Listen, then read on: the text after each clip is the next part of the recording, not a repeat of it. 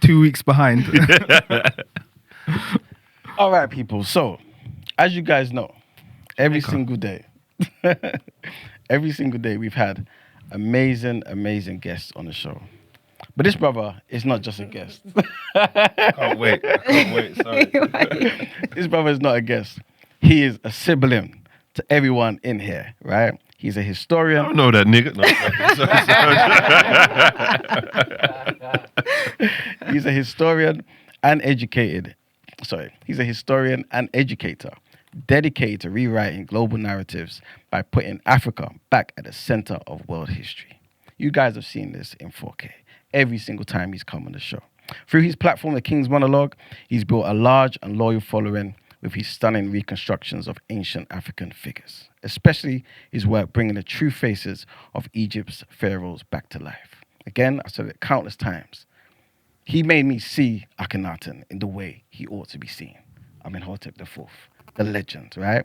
His recent project, which he spoke about earlier in the show, Reconstructing Egypt, Countering Racism in Forensic Art, links African civilizational heritage with forensic science, challenging the long-held assumptions about ancient Egypt and its place in world history. Today we're going to talk about, should Black history be a subject within the curriculum? I can't think of anybody better to have this discussion with than our good brother, Doctor. I'm calling you Doctor. Hopefully soon. There you go. Andrew King, The King's Monologue. Come on. Yeah, best intro I've ever received. So and on that note, it's that what he said's not even all there, so he's freestyling a bit there as well. I just breathed. So yeah. True barist. Facts. It was seamless as well, by the way. Thank you. Definitely. All right. So, again, the question: should Black history be taught as a subject within the curriculum? I'm going to give it to you. Yes or no? Start there. Yes or no? Yes or no? Okay, so I'm going to be predictably nuanced because I actually had a very sure no when I raised this as a topic with you. Mm-hmm. But since then, I've had a long interview or discussion with Robin Walker, who some of your audience might be familiar with. He's legend. Another Black history historian. And he talked me around a little bit. So I'm now kind of sitting on the fence in terms of how much. But I would say as a headline answer to your question, I am against the teaching of Black history in the British curriculum. Okay, I'm against it. And the main reason I'm against it is because essentially I'm a qualified teacher. I spent a long time teaching in the UK before moving on to do other things. I probably will go back to it one day, but in my own terms. And one thing I do know is that, in essence, teachers bring too much of their personality into delivering a subject, and they bring their biases in. And there's something about Black history that really riles teachers up, particularly history teachers. They get really riled up by it. And so when they present it, so for instance, one of the things that I raised with Mr. Walker is that the initial Black history curriculum, if you can call it that. Black History Month, by the way, in most high schools is kind of like it's Black History Month. During PSHE lessons, they go to form tutors and they go figure something out. Get your kids to do something, you know what I mean? And they do presentations about, Dizzy Rascal and whatever. That tends to be how it used to work out. But then during this time, the history teachers will also pick up on it. But they'll only pick up on the aspects of Black history that they want to talk about. Circa slavery, Rosa Parks, back to slavery again, Martin Luther King, and then a bit more slavery. And they don't teach it from a perspective where there's any kind of understanding about Britain's role in these things, any kind of repentance. It's kind of like Africans couldn't wait to sell their own into slavery, and Britain was the one who actually ended the slave trade, etc., etc. So you hear all of these narratives. And my thing is that even if we gave an elevated, nuanced, and detailed African history curriculum, I just wouldn't trust the vessels to deliver it in a certain way, because there's so much personality and bias in teachers. And this is just something that I've kind of like presented on my channel for a long time. I believe that African history needs to be owned by us as a community and needs to be delivered by us in our own means. And at the moment, that looks like, social enterprises, media networks, home schools, Saturday classes. It's a bit clunky, I'm not gonna lie. But I think this whole idea of leaning on the state, I have skepticism towards it because of my experience as a teacher. Yeah. And I do admit freely that definitely my experience as a teacher has tainted my belief in its ability to deliver successfully. Okay. But having said that, I spoke to, like I said, Robin Walker. He's already developed some really good curricular materials, and he started winning me over a little bit. Okay. So I was kind of like, okay, there could be something here, but my bottom line is I wouldn't rely on it. I don't rely on the state for anything, and I wouldn't rely on the state to educate black children about their history. So, but with Dr. Robin Walker's method, is he developing the curriculum and then giving it to the schools, and then I guess trusting that they will, kind of go by that curriculum? Yeah. Essentially, he's developed curriculum materials, but nothing's been agreed in terms of the delivery of black history within the curriculum. So it's still very much it's up to a school's kind of like, volition of whether or not they're going to deliver it, how much they're going to deliver, what kind of classes. Yeah. But he's developed something that could support and sustain a key stage 3 curriculum, so to speak. Sorry, what has he added that you found was like impressive? Well, what I liked was, and this is going to sound very basic, but what I liked was the fact that, first of all, it was structured in kind of like a lesson by lesson thing with the learning objectives and the, assessment criteria. All of that has been done. And I like the fact that it was also structured in a way where teacher input was actually minimum. It was very much the onus was placed on the student to read this portion, go away, research this, come back, blah, blah, blah, and then ask a portion of questions. So what I liked is the autonomy behind the way it was delivered, because then that removes one of my biggest fears, which is the personalization of the character of the teacher overriding the content, which is what's happened in black history curricula across the country. All of these very, let's be honest, racist teachers teach black history, and most black students, black history is like their worst lesson.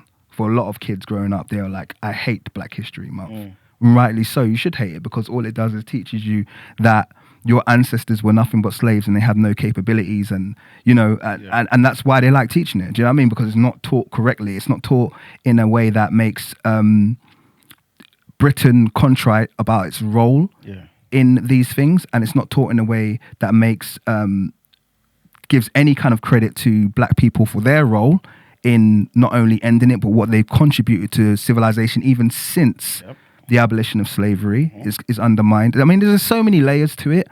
And so I've always kind of like been like, well, just cut out the middleman. Like, the state doesn't agree with me on anything. Yeah. I'm not going to get a digital ID.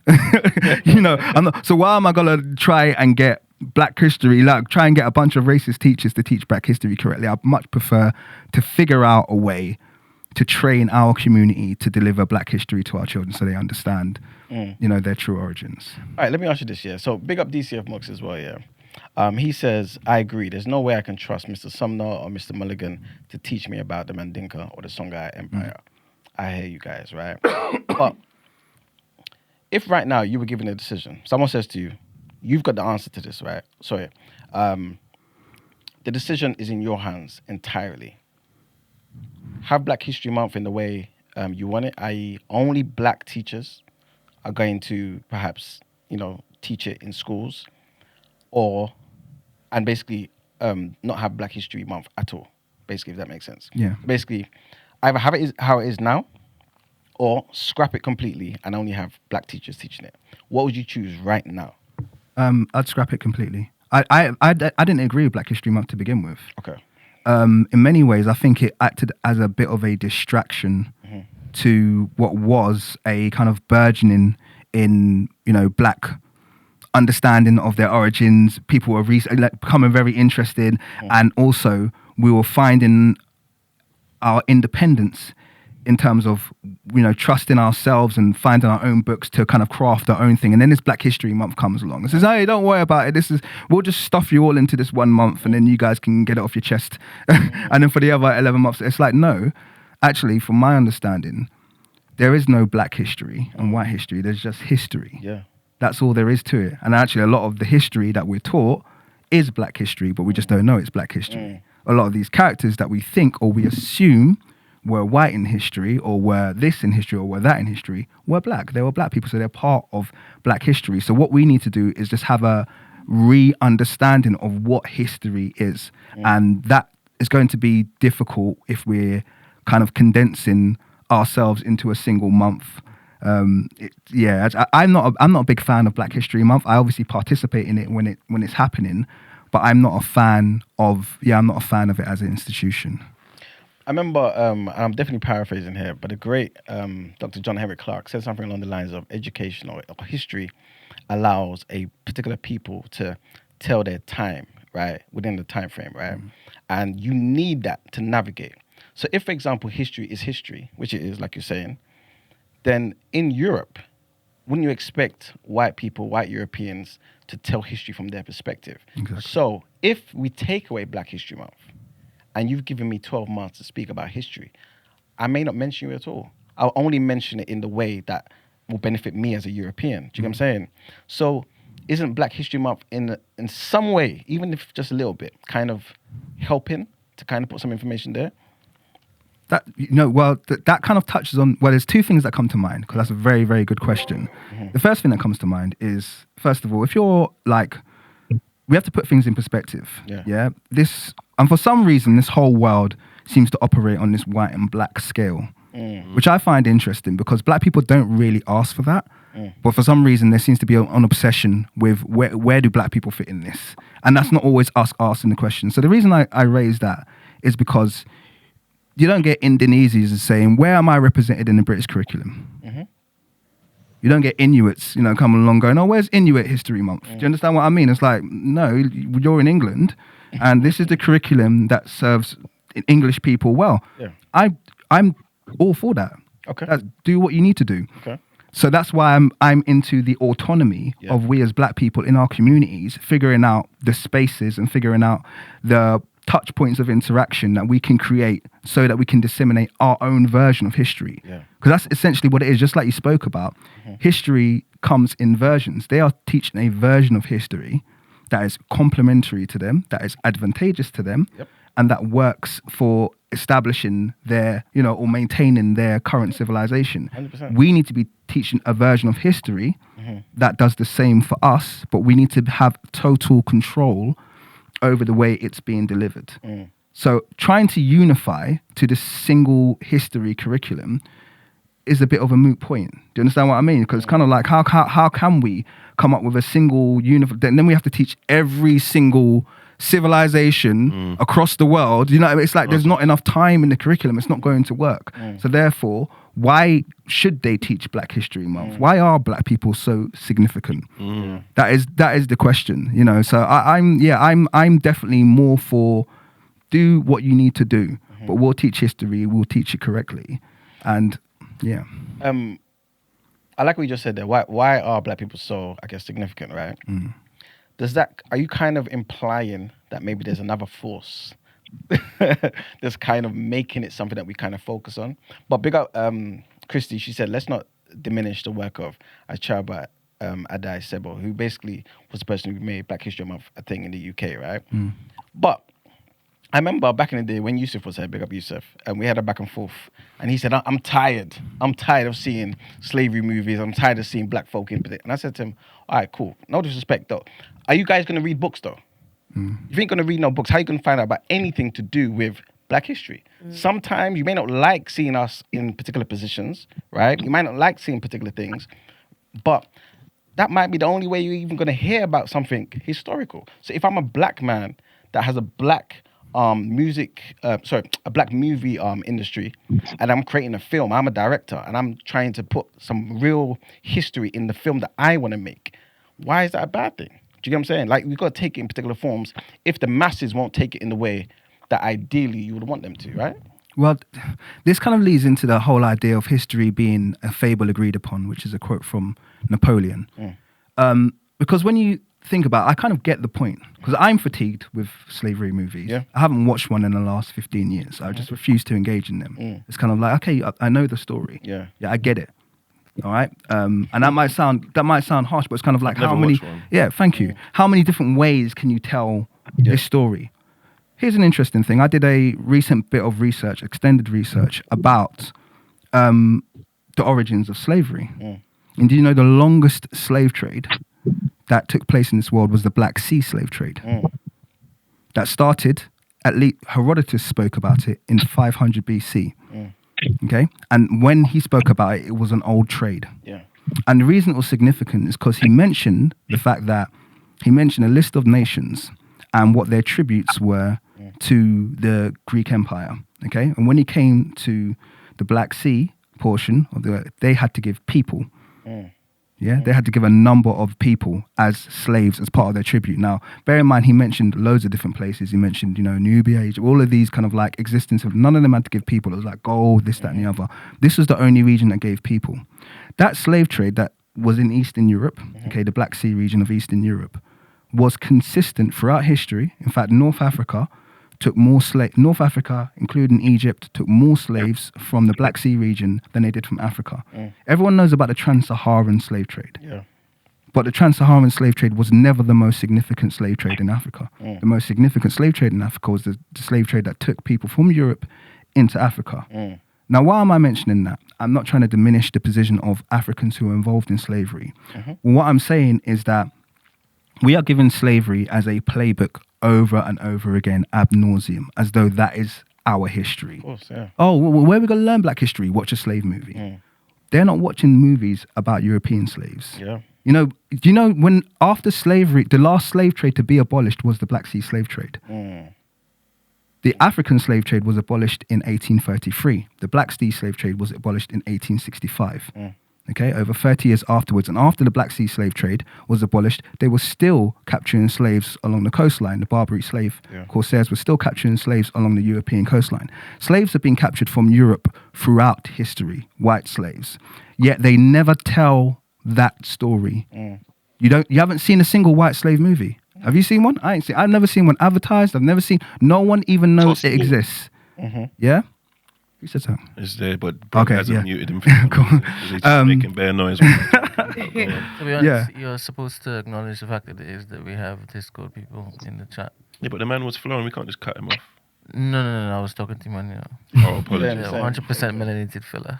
Same thing. No, It sounded like he was skipping while the man was talking. I'm hearing, I could hear it. and nobody else heard this. So, Godders and Ed, we're going to get to you just now. Godders, can you just mute your microphone for a wee second, please, because we can hear some feedback. Yeah. Thank you very much. But I just got to land really quickly on the point. So the point being is that we've never seen a movie about white European slaves. So why, if it's all about history, why aren't we talking about that part of history? Why is that omitted? Yeah. Why are they so happy for us to continually talk about slavery over and over and over again? What does that do into the black psyche as opposed to the white European psyche? They're obviously onto something there. Yeah. I agree. All right. Let's engage the discourse. Who was there first, man? Purple. Godders. All right. Big up our good brother Godders. We say. Good morning, man. Good morning, Chinks. Good morning. Dr. Amani. Amani, I think. And of course, Andrew. Come on. Big up everyone, the here listeners. How you doing, brother? Yeah, Don, a quick one. Just want to say big up everyone here. The show's been immaculate this week, man. The caliber of guests you've had on here, wow. Love it. Back to this point. I just wanted to add on to what Andrew was saying, that the curriculum just needs to be embedded throughout the years, because I come from a financial background and retail and corporate background where the amount of time I have to fight people just for Black History Month, because it comes from the top. They give you all the literature, all the documents, all the DVDs that colleagues are supposed to share and teach each other basically about Black history, but most of them do not give a flying F, bro. So That's why I'm more on the thing of we have to teach ourselves because they're definitely gonna teach us. Just like Andrew pointed out, the slavery amongst Europeans were even worse than our own ones. But at the same time, they're not gonna teach that because they know it puts them in negative light, and nobody wants to see themselves in, generally speaking, in negative light. So they're never gonna do that. That's why they'll rather just keep, feeding us all the slavery films, all the negative stuff because we're bottom barrel in it. No Mm. one who thinks they're in the upper echelons of life ever puts out negativity about themselves. So I fully agree with Andrew on that. So I think the emphasis is on us, and unfortunately, which we need to take accountability, myself included to some point, because I may teach my kids, but I feel I could do more to teach others as well. But at the same time, collectively, I don't think we teach each other enough. We don't spread the good work, the good things that we've done over the years, and we just rely on the white man to basically feed us our history, which 9 times out of 10, it's gonna be effed up. So that's generally speaking what I wanted to say for now. Can I ask a question? This to you as well, Yeah. Goddess and Andrew. Yeah. You said that obviously we're kind of relying on the white man to teach us our history. With again, like somebody like Mr. Chabo Adai Sebo, who basically made Black History Month a thing in his country. Yeah. Wouldn't he argue, I'm not relying on the white man? I'm saying, black folk, let's do what we're doing. And since we are in this country, and none of us are intending to leave anytime soon, let's force them to incorporate our history into it. Yes, it's likely gonna be a white teacher teaching us, right? But 85% of the people in the country are British, right? Europeans, sorry, English people. So it's likely that's going to be the case. Why don't we have the same energy for teachers who are going to teach us maths and science or any other sort of thing, geography and things of that nature? Why is it only the history part of it? At least we gain something by making them engulf and, Yeah, and, and take on Black that's History why Month. so that's what I was saying. My solution is to embed it throughout different Okay. curriculum, different subjects, because Mm. we black people are pertinent, and like we're embedded in all parts of society, from inventing, I don't know, the internet, from computers to shoes to you name it. 9 times out of 10, a black man or woman did it, but we'll never get the credit because one, we don't teach it enough, and two, white folk, they're not gonna do that. So that's why I'm more on the embedded throughout different subjects in schools. Maybe not force teachers, but just I think if we just it's going to be hard because, like you pointed out, the majority of this country is white. So 9 times out of 10, they're going to think about themselves first, and we're small in this thing, innit? So Exactly. they're not going to be so, they're not going to be really want to do a lot for us in the first place. So like to the sorry, just to divert slightly. The prostate cancer UK. They put out some stats about black men are more they're more susceptible to getting prostate cancer and whatnot. And these white folk, most of them cancel their prescriptions for donating to the charity Mm. because they put out an advert just to say, look, we need help. Black men are more susceptible to prostate cancer. Donate. But a lot of them called up. The CEO came online and said, like, black white people are cancel their prescriptions because they don't want their money to go to black people. Which tells me, like, when people Sorry, I shouldn't be show you laughing. who they are. I can imagine Tommy Robinson cancelling his subscription. It's like No this more like that. prostate cancer is point doing my job for me. Yeah, exactly. But that's my point. Though my point is, these white folk do not give a flying f about us. So we've got no choice but to do it ourselves. But unfortunately, we're not doing it. So what happens? Do we just keep getting fed these nonsense films and documentaries and I don't know, liberal as well? They've confiscated the word woke to mean some next thing now with that Egypt. What's his name? Morgan. What's Piers his name Morgan. Piers again? Morgan. Piers Morgan. Piers Morgan with his book. What's it called? woke is dead, Yeah. and the guy don't even know what the bloody word means, bro. I'd love to take him to task about that. No, but I'm going to jump on that as well. I'm just say, first of all, this isn't an attempt to undermine the efforts to create Black History Month, because I think when it was Definitely created, not.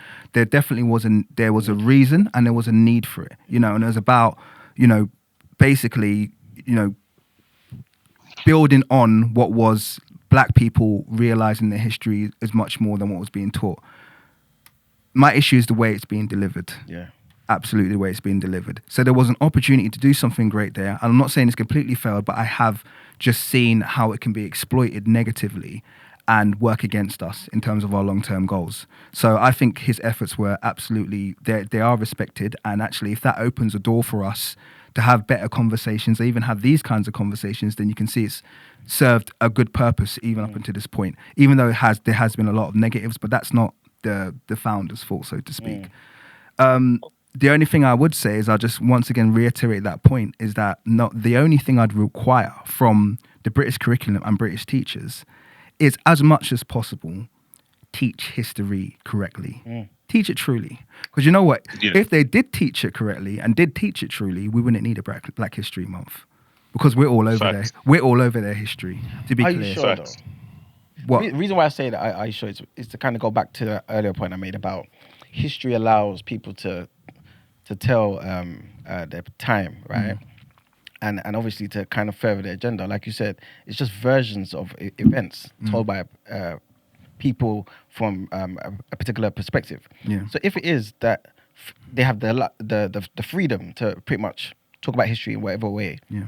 why would they even give any time to us? Yes, we are involved throughout history, but are we really involved in William the Conqueror? Well, this is that's a bad example. No, but do you get what I'm trying to say, though? Yeah. What I'm trying to say is there's certain things that they want their people to know, right? No, yeah. And those things may not involve us because it doesn't benefit them to even involve us. But then they're in that not. This is particular my part. point. Then they're not teaching Which is history fine. honestly. So I said the only thing I would require from them, I don't require anything from them. They can do what they want for us, as far as I'm concerned. Yeah. But if I was to require one thing, I'd say teach. If they taught history honestly, Yeah. honestly is the key word there, then we wouldn't need a Yeah. Black History Month. I don't think they'll ever get to Yeah. that stage where they teach history honestly.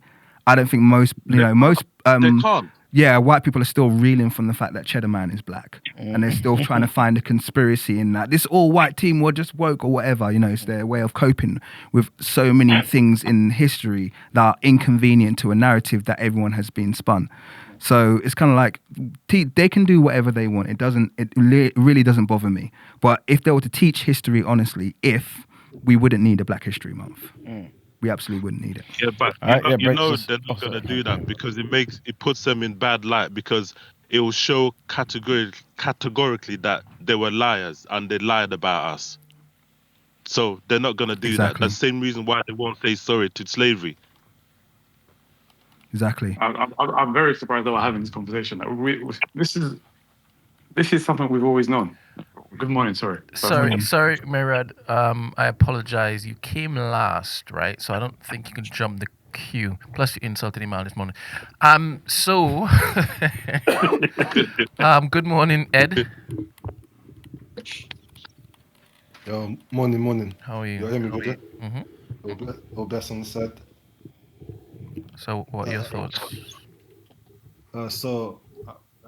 Try and add to, I guess, what Andrew said. I definitely agree, like, in terms of, like, the whole having the Saturday schools, having the media networks, all these other things that we are in control of in terms of teaching our children about history and about our history in general. I do think that specifically Black British history needs to be taught in these schools. Like, I don't believe African history or Caribbean history needs to be taught by our schools, because they can't. I don't trust them to be able to explain that history correctly. I don't trust them. I barely trust them to explain Black British history correctly, but I definitely don't trust them to speak correctly on African history, on Caribbean history, on the history of us outside of this country in general. I don't expect them to be able to educate our children properly on that. That is where, like I said, we come into play, where we as a community, we come into play in terms of teaching our children that. But I do believe Black British history does need to be taught. But to be fair, most of the races here, like the Asian community, their history, it's like we're all so entrenched in history here. Like we can go back as far as like like Roman Britain, like where the African soldiers and settlers were here during the period. You know what I mean? To help there, even like the Elizabethan era, where we were. Like, our history goes so deep here. There were black communities here from the 17th, 18th century, like that were like thriving here. Like when you think of like abolitionists like Equiano and what's the name, Caguano or something like that. People like these guys who are out here, thriving in their communities. Leaders of their communities, and we're doing our thing. Contributing to the political discourses out here. You know what I mean? Like it's a thing of there's so much history there that has been hidden away. That is very much, very clearly, that we've had impact here. Very clearly, all of us have had near enough every race that's here has had an impact here that needs to be taught. And I think it's a thing of that. That's where school fails. The school system fails the most to me. Whereas if you're gonna just teach about the history of Britain, fair enough. But then let's teach about the history of everything within Britain. Even if you don't want to branch out to what's going on, what you did colonially. We can speak specifically on what's happened in this country, and specifically in this country, we can talk about more than just, the Brixton riots or Stephen Lawrence or stuff like that. We can go, we existed in this space for a thousand years, and yeah. So I think that I believe it's a thing of it. That to me is the big flaw there. Like I said, so yeah, to me it's about Black British history being taught in schools. Yes, Caribbean. Diaspora, basically just the diaspora in general, our history outside of this country. I don't think they need to even try and touch that because that's just, I don't trust them for that. Yeah, I mean, but I would, ironically, I agree with you, but I would trust them even less for Black British history because this is something they're in complete denial about.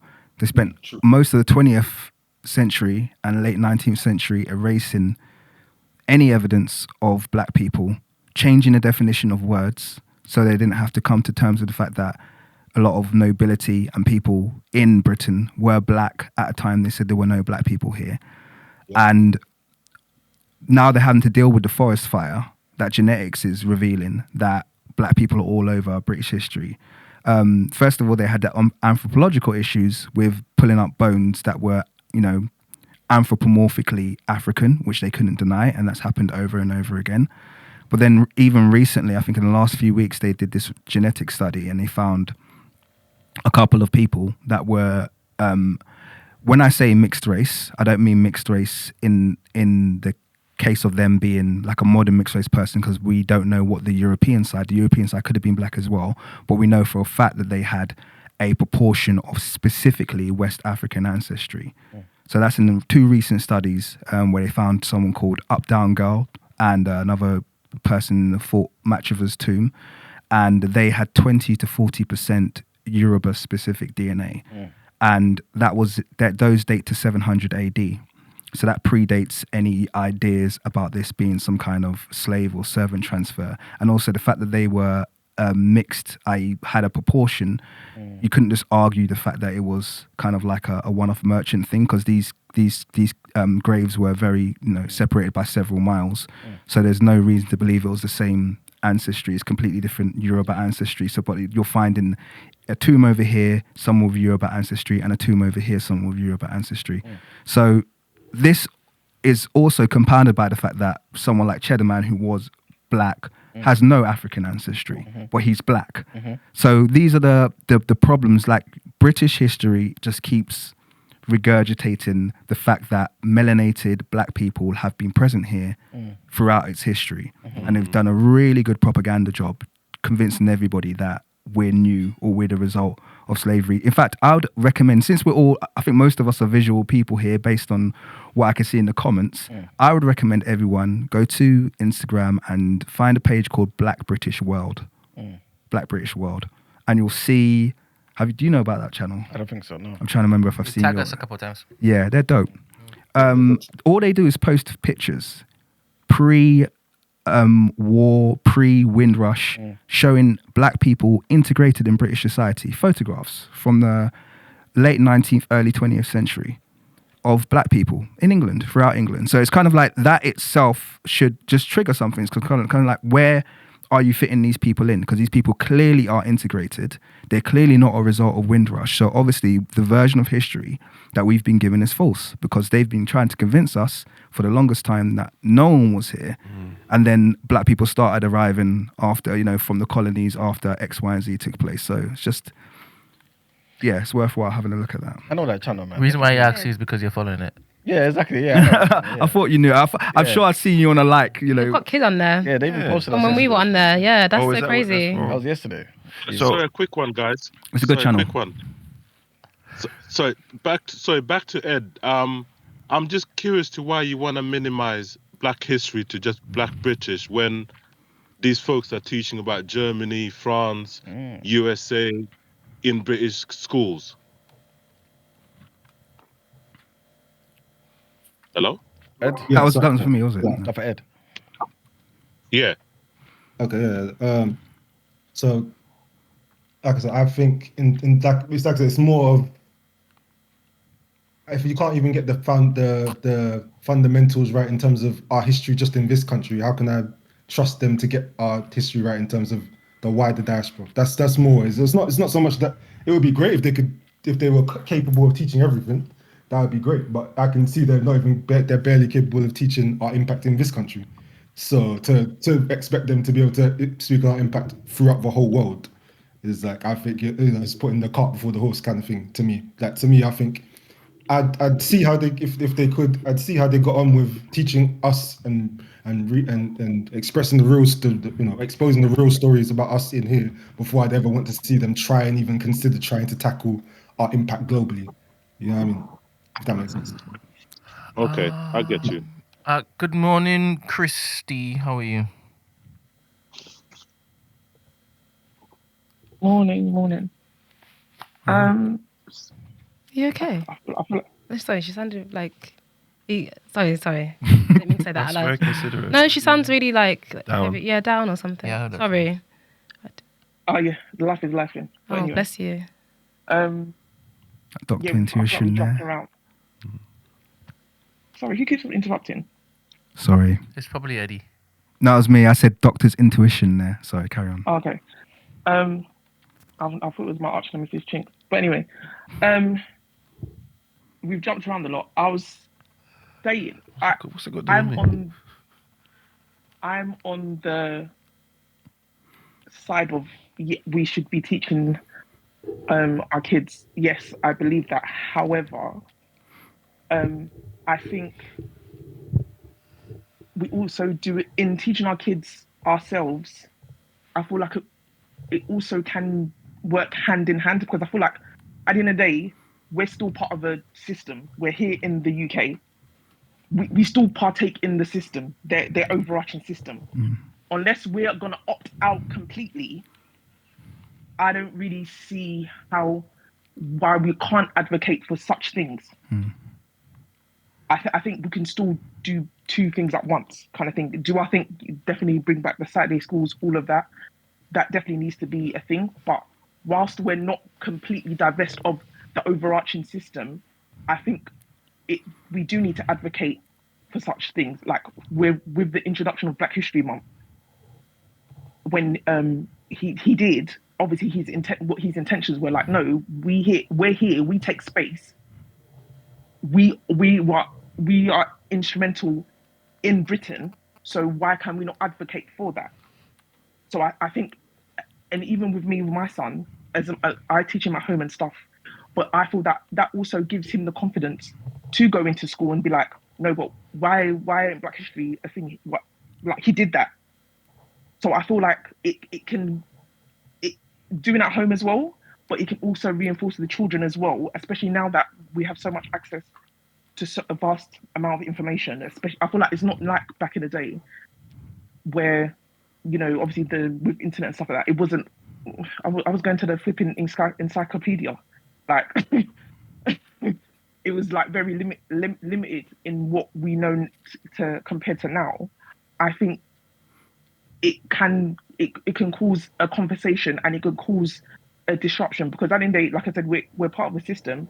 The same way there's other stuff going on in other sectors, in terms of the health sector, in criminal sector. We're still part of that system. So we should also advocate for things. Things are still going on. So I think say we shouldn't. I thought that there needs to be both. There definitely needs to be both. I agree. Definitely still teach more, because at the end of the day, it's their land.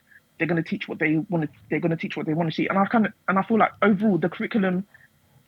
I don't know. Well, I don't know in terms of secondary school, but I feel like it hasn't even changed. Like even the overall curriculum system needs to change anyway. I feel like they've learned the same thing since I was in school. Anyway, I don't know how it's changed in secondary school. I feel like the secondary school teachers need to tell me in terms of what they're learning history wise there. But they was all I remember in secondary school. All it was from primary school was Henry VIII, flipping Queen Boudica, then jumped to secondary school where we learned about obviously the World Wars, the Cold War, all that kind of stuff. I feel like it's just been repetitive anyway, so there needs an overhaul anyway, but I still thought that we need to advocate and make space, because other demographics, they're not going to keep quiet. They're still going to pipe up. So why should we? I kind of agree. It's not the case. Well, it's not a case that I disagree with your point of view there. I think I understand where it's coming from, in that it's kind of going back to them teaching honestly. If they taught honestly, they wouldn't have a need for it.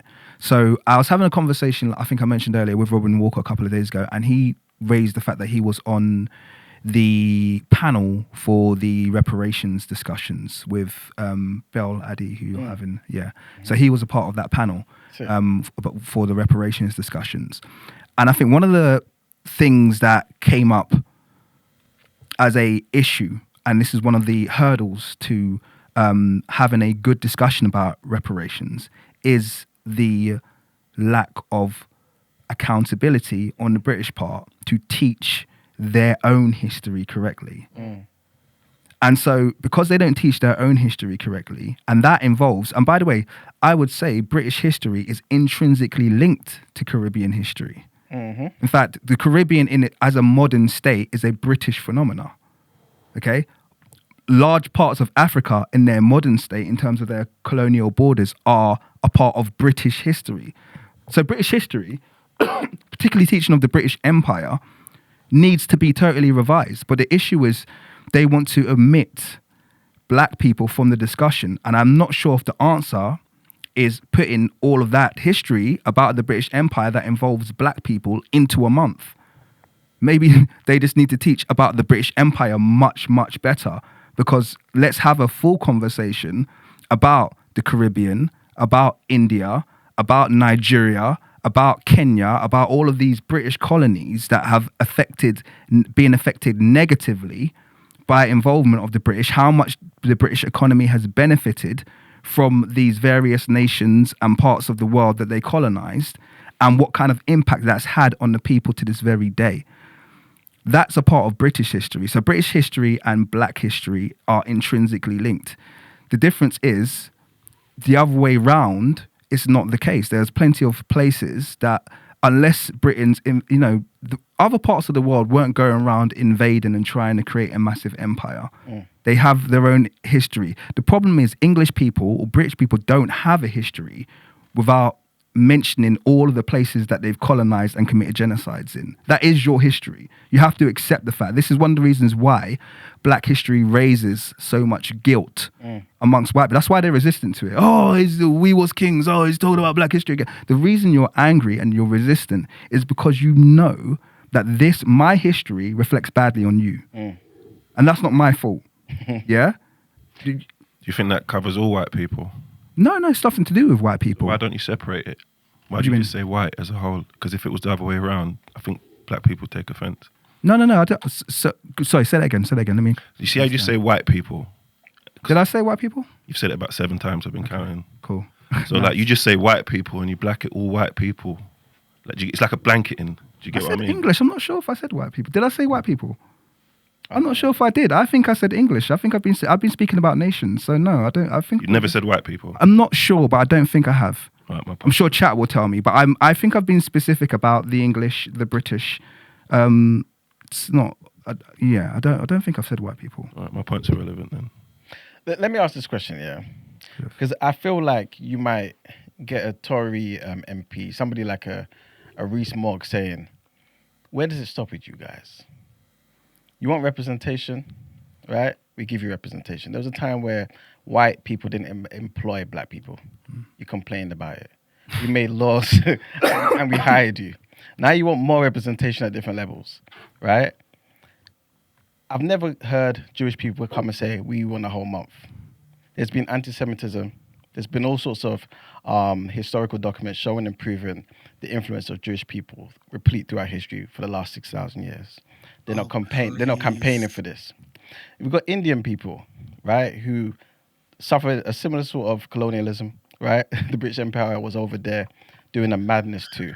They did not ask for an Indian History Month. Where does it stop with you guys? Do you get what I'm saying? What do you say to somebody who says that? Because you're only 3.5% of the population. If we teach history for 1 hour every single week, how many minutes is that? Do you get what I'm saying? Like, where does it stop? What do you say to somebody like that? That's to you, that's to everybody in the Discord who wants more. Do you know what I'm saying? I think this is why it's dangerous to separate. Okay. To say that very quickly. I think this is why it's dangerous to kind of like, not dangerous, I think this is why it's problematic to separate. It's kind of like 1 month out of the, 10 months of the year that we get to teach. Do you understand what I mean? So I understand the strawman argument that can be raised against black people who argue for Black History Month. Yeah. Like I said, I think the responsibility of English, British curriculums is to teach their own history correctly. Yeah, I think that's very, very important. And what that does is that starts to minimize the kind of like race argument as well. So even when you think about something like reparations, okay, where one of the biggest arguments you hear against it is like, well, my ancestors never owned any slaves, so why should I pay for you? It's like, well, that's a straw man argument. That's not the argument. Because first of all, if reparations were paid, we're all paying for it because we're all taxpayers. That's a fact. So it's not a racial thing. It's not something that's going to target whites or something like that. Everybody who is a part of the British economy is paying for that. And secondly, it's got nothing to do with punishing individuals. It's to do with the fact that your nation, your state, and your crown owe a debt to a group of people that needs to be paid. That's a debt. That's financial. There's no two ways about it. On every vertical that you commit a calculation, be it a moral vertical, be it a financial, labor-based vertical, be it a theft of land, remuneration vertical, on all and every single modern measure that we have in terms of economics, there is certainly a debt owed to a group of people that has not been paid. Yeah. That debt needs to be paid. How your government does it, that's totally up to them. I mean, they compensated slave owners to the tune of trillions of pounds equivalent in modern money. They did that. They paid that out, no problem. In fact, it took them 100. Was it? I think that it was 18. When did they start paying it? It was 1834. I think they started paying it, and they paid it off in 2014. It took them 180 years to finish paying the slave owners compensation. 40% of Britain's GDP at the point it was done. So that would be equivalent today to trillions of pounds. Insane. Yeah, and they paid that instantly. Bear in mind that wasn't like deposit or small payments. No, they gave it to them instantly as a lump sum. And you as a taxpayer, you had no problem paying that up until 2014. Yeah, so people now want to ask for remuneration for some of the not only crimes that were committed, but the land that was stolen, the free labor that was taken, the development that this nation saw, the economic boom of industrialization, etc., etc. All of these things that were funded off the back of what was stolen by the empire. And then when people come back and say, actually, can you pay some of that back? You want to have a moral argument. But, I never owned slaves. So like, it's an invalid argument. In response to Sorry, Key Price. Just there's a queue. Hold up, sorry. Remember your point, bro. Yes. Christy, did you want to respond to anything that Andrew said in response to what you said? I agree, because like he said, it's intrinsic. So by them teaching it properly, it would probably subside, because like he said, it just goes hand in hand. like whether they like it or not, we're among, like, and because it would probably lessen this. It would probably lessen us talking in this manner, but because they probably won't, I still feel like we should still advocate for it to be taught. All right, thank you. Good morning, K Price. How are you? Morning. I've been sickly, in all honesty, because Sorry to hear that. I've been ill with the flu and that, so I sound different. That's why I sound different. Cool. But I got another point I want to make, but I would say with E-Man, as far as the question of like, oh, some straw man saying, when is it going to stop with you guys? I mean, I could ask the same thing of somebody like them, because the whole point of these sort of thing, that the work that has been done by advocates and people is in response to the domination of white people, and their efforts of putting across their history and making the focus be Eurocentric. This didn't exactly happen naturally, and if anything, the way as has been the case, I feel like, for God knows how long, the fact that the focus is placed on quote unquote us is to take away the sort of like the introspection and responsibility from them, to make it look like as if they are they're in a more passive position to this. But that's aside from my point. I think something that's been on my mind when it comes to talking about Black history, I think what people have been saying in general is great and is totally true. But I think something that needs to be talked about, King Monologue, you kind of touched on for me, is about the framing of this kind of thing. Because, and it's something that's been bothering me for a long time when it comes to talking about Black British history, is that for a very long time, and even now to a certain extent, it's often been a case of like keeping people in a state of discontent and keeping people agitated and feeling like they're at a distance from the system. But in the last how many years, I would specifically pinpoint it to when the Windrush scandal happened. There has been a turn where they have been trying to emphasize all the contributions made as far as what Black people have done to Britain. And some of that, I feel, has led to caricaturing and has it's sort of like had a really unfortunate infectious sort of influence in terms of how we kind of look at things in terms of history. And some people are probably wondering, well, what am I talking about? I'll come and talk about it, say, the idea of a Windrush generation, which my question with that is like, if there's a Windrush generation, then what's the name of every Black generation that's come after since? But the reason I bring them up specifically because I think they've been unfortunately caricatured to this idea that like they came here, they just wanted to work hard, they really wanted to be accepted by Britain, they worked tough jobs, they had to deal with the racism on account of the teddy boys, the police, the color bar in terms of housing. But at the end of the day, they didn't complain. They just wanted to keep quiet and own properties. And that's not true in the slightest. That's not true in the slightest. And I think not only does that reflect in terms of how, they've tried to put it across to English people, but I think that's also what exacerbates the quote unquote tensions between African and Caribbean people, which, considering my own particular African Caribbean self, I got a lot of umbrage with. Right? I'm not saying this to be disrespectful to people's grandparents or great grandparents, right? But I think we have to be mindful in terms of how, when it comes to talking about this, talking about our history, exactly, it's how it's being framed and how it's being put across to people, because not only will it maybe give the wrong ideas, but it will have lasting impressions as far as how things can pan out. Thanks a lot for that, K Press. Appreciate your contribution as always. As always. As always. Good morning, Jackie. Morning. Yeah, what do you do?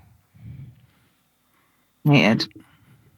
I was going to say, I've forgotten a lot of my points now, but I think, as Emmanuel always says, do for self. And not even from a white lens, if I was in a black country, knowing how much the British Empire has impacted us, I don't think I'd still want to hear about that time in particular. So if you go to Ghana, I'm always going to talk about Ghana because that's where I'm from. Ghanaian history, they talk about different local wars, different tribal wars, and there's parts of the wars that impacted them and has some form of significance today. So with the British Empire, they went everywhere. Every tropical country, if you look at their colonial buildings, it looks the same. They have the same windows, they have the same structure, the same format. Britain left the same imprint, the same DNA in every one of those countries they went to. If you go to Ghana, Nigeria, India, it looks the same based on the weather and what their needs were. Why is ours more important than Indian history? Why is ours more important than all the other places they went to colonize? Why should we get a month and they don't get a month? How do you justify it? So I used to teach in Bermondsey, which is very Millwall fans, like that kind of my parents are racist kind of vibe. Definitely. Their parents and grandparents are racist. But they were like, Miss, why can't we get a White History Month? Why is it that you guys get a month? How do you justify that? And why do we need a month dedicated to ourselves? One. And also, anybody who's going to tell their story is always going to paint it in a better light. I've never heard the Ashanti Equiapim War and the Shanties that won will act like, oh yeah, we didn't need to defeat them. They justified their war. Who doesn't do that? It's not alien of people, humans, to always portray themselves as better. I think the only problem with British people is that they act like they're the saviors and human rights activists for the world. I think that's why they get to be judged differently and should be judged harsher, because they act like they are the oracles of what's right for humans. However, what they're doing is not alien to what Ghanaians, Ashantis did to Equiapims, Yorubas did to so-and-so, the Oyo tribe did to so-and-so. Do you know what I mean? So why is it that they have they must adhere to what we need and we don't do for ourselves? Why don't we pick up the book? Why is the onus on teaching our children on the national curriculum? As Iman said, Jewish people do not. I don't know any Jewish person that's asking for representation on the media. I don't know any Indian person that's fighting and actually look how many black people, my parents were on TFL. On TFL, you hear an African uncle on TFL. I know they're driving the trains, but you see so much of us represented. I'm not saying that we shouldn't be, but we are only a small percentage. Also, this is not our country. It's different from America. And I think non-black Africa, like when we're not in Africa, we think we're the same as Americans. We have a completely different history. We only came here 2-3 generations ago. We can go back home, literally. This is not our home. Whereas black Americans, that is their home. It's like telling a Caribbean person to not have representation in Jamaica. That's wrong. Telling an Indian person to not have representation in Trinidad, that's wrong. But to tell a black person to not have representation in England, you're asking for a lot, because, I mean, you just came here. But the thing is, Jackie, it's our responsibility to do for self in our homes and in our communities. We keep asking for integration when we should be segregated. The same way Indian people segregate themselves, the same way they can get on the property ladder, and only God knows how. They all have 5 properties, and we're always trying to get to the banks and do this. Do for self, as Eman always says, is nobody's responsibility to be added to the curriculum. It's nobody's responsibility to be added to media. It's ours for ourselves. Stop trying to ask them to do stuff for us. And as the guy, I forgot his name, but they shouldn't be in the national curriculum, because they won't teach it in the way it should be taught. They'll always have a lens of like oppressive, and black people, they had to sit at the back of the bus and they had to do this, they had to do that. It's always from a place of they were the oppressors and we were the oppressed, and we've now overcome. Our children shouldn't be hearing stories of overcoming, and that's the only introduction to black history. They should be introduced to Yasantra. They should be introduced to all the other kings and kingdoms in our place first before they hear about the negatives, because they're not teaching them about the oppressive side when they're introducing their history, if that makes sense. I mean, Jackie, obviously, you know I agree with you on it, but I will say this. Which part? Doing for self. Okay. Basically, right? But I will say this. No black person is going to ask for representation in TMB, right? Like, we know what the situation is. That's in response to one particular thing you said. But secondly, when you've gone like to the shop to buy something to eat, you don't say to yourself, well, I'm hungry. So what about the other person, the homeless person that's hungry? As much food as I get for myself, I need to get for them. You know what I'm saying? So I guess my argument would be, why is part of your rationale for saying we should do for ourselves and not necessarily have our own month based on the fact that another group doesn't have their own month? Why do you care about the other group? The Jews don't say to themselves, okay, cool, teach the Holocaust in British schools. And also, while you're at it, teach also the slavery of this other group and the oppression of this other group. They say, no, this is my priority. Teach this. Do you know what I'm saying? Why do you say to yourself, okay, cool, we shouldn't have a black history because there isn't an Indian history. There isn't a Jewish history. There isn't a, you know what I'm saying? Like, No, why is that the rationale? I'm talking from the lens of policymaker. I'm talking from a lens of a policymaker because we all can wish and think in our echo chambers. But if I was in the room of making changes to the curriculum, how do I, and I'm sitting with 10 other people, how do I justify black history against any other history? I can defend myself, but then somebody also have a rebuttal of, well, they did the same in all the other empires they went to. That's why they're called the British Empire. So do you not teach about the British Empire, the negative impact they had, and how it's woven through colonialism, post-colonialism in all the countries they went to invading? But why is ours? Obviously, I've put my special. My child doesn't even know about the slave trade yet. I've introduced it in a completely different light and a negative light, where it shines a negative light on the oppressors as opposed to those who went and was enslaved, if that makes sense. That's my responsibility. If no one's doing it, I'm going to do it for my child. But I can't expect Billy Joe Bobs in government to then think and empathize for me. I don't even want you teaching it to them because you've 100%. introduced her to Rosa Parks and brown people had to sit at the back of the bus. That's how you introduced her history. Rosa Parks sitting at the back of the bus. My grandma didn't even sit on the bus. Can I just say that I had exactly the same experience? And that was one of the things that I got into a fight with the school. My 5-year-old daughter. And she's come here to talk about black people being oppressed and being the civil rights movement in America. You are teaching African and Caribbean kids, teach their history then. Why must we learn about the civil rights movement at the age of 7? That's when you've introduced black people to her? Yeah. Come on, don't do it then. I agree. It's hard to find fault. I think you're not progressive if you're arguing against that. Me personally. And I remember this thing my dad said, because I used to do this a lot. My dad's friend had a brother and his mum was ill and he lived, the mum lived with the other brother. And the brother that my dad knew was always complaining about, he's not looking after my mum and he's not looking after, he's not doing all of this and all of this stuff. And my dad said, brother, take her to your house then. And he went real quiet. So it's real easy to sit down and point at other people not doing what you want them to do, but you're not doing nothing yourself. And is it not your responsibility? And I'm so glad Jackie said that, because I wouldn't even have been confident to say something like that. Because I think we're getting the, what do you lot think the goal of schooling is? To teach the masses. They're going to teach the basic to the masses. Whether people talk about the pipeline to do work, to blah, blah, blah, but it's not their responsibility to empower your child. So if you are an entrepreneur mind and there's a gap in the curriculum, then do and take responsibility. But the school is not there to be your savior and to be the oracle of knowledge. That's not the only place. It's like when people say, I'm going to take my child to church and the pastor must make sure my child is a Christian, but you don't come home and teach them the Bible. You don't do any Bible studies at home, but the 1-2 hours they spent in church is when you want them to then be Christians. No, the responsibility, if you don't have time to teach your kids, don't have that many kids. Have the number of kids you've got time to teach and raise. So for example, school, they don't learn that much at school, by the way. There's literally 30 kids in the class. They're not doing that much work in the classroom. So you can then impress on them on Saturdays, after school, on Sundays. There's so much time that you can then just teach them an hour of what you want them to learn.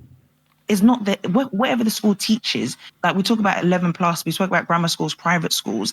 If there's a gap in their knowledge being taught, fill it up for them. And because I think school is a tool used to create employees. So everyone in ChatGPT. Agree. That's definitely part. And it said the original purpose of modern school is modern school and public education system, especially those developed during the Industrial Revolution, 18th, 19th centuries, were largely designed to produce disciplined, punctual, and literate workers for factories and bureaucracies, standardized knowledge and behavior to fit into rapidly industrializing economy, teach obedience, routine, and respect for hierarchy, all traits valued in early industrial work. And there's 4 points. I'm not going to read all of them. 3 of those are along those lines, and there's one that is like that says to teach critical thinking and stuff like that, personal growth, social mobility. So 3 out of the 4 things is about setting you up to be an employee. Yep. So is our lens wrong in looking at Why what is school that is actually meant to do Yeah. instead of Why is that completely bad if that's what schools are meant to do? For example, if we're meant to work, I never said it was bad, by the the way, though.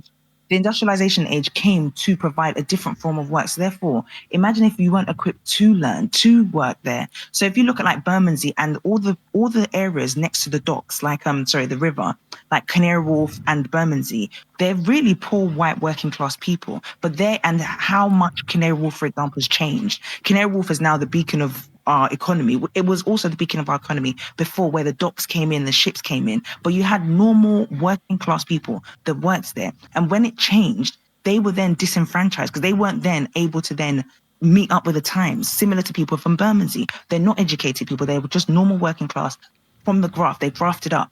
But if you don't educate them, they will always be disenfranchised. They will always be marginalized, although the land and city of London is for them. So with the lack of education, they were then disadvantaged. So with education comes the fact that you're able to work. We teach you how to work. We teach you how to go into the workplace. We teach you customer service. We teach you all these things. But then it's not, as you're saying, Chinks, is not complete and holistic. So the gaps that we have in education, you must fill it in as parents.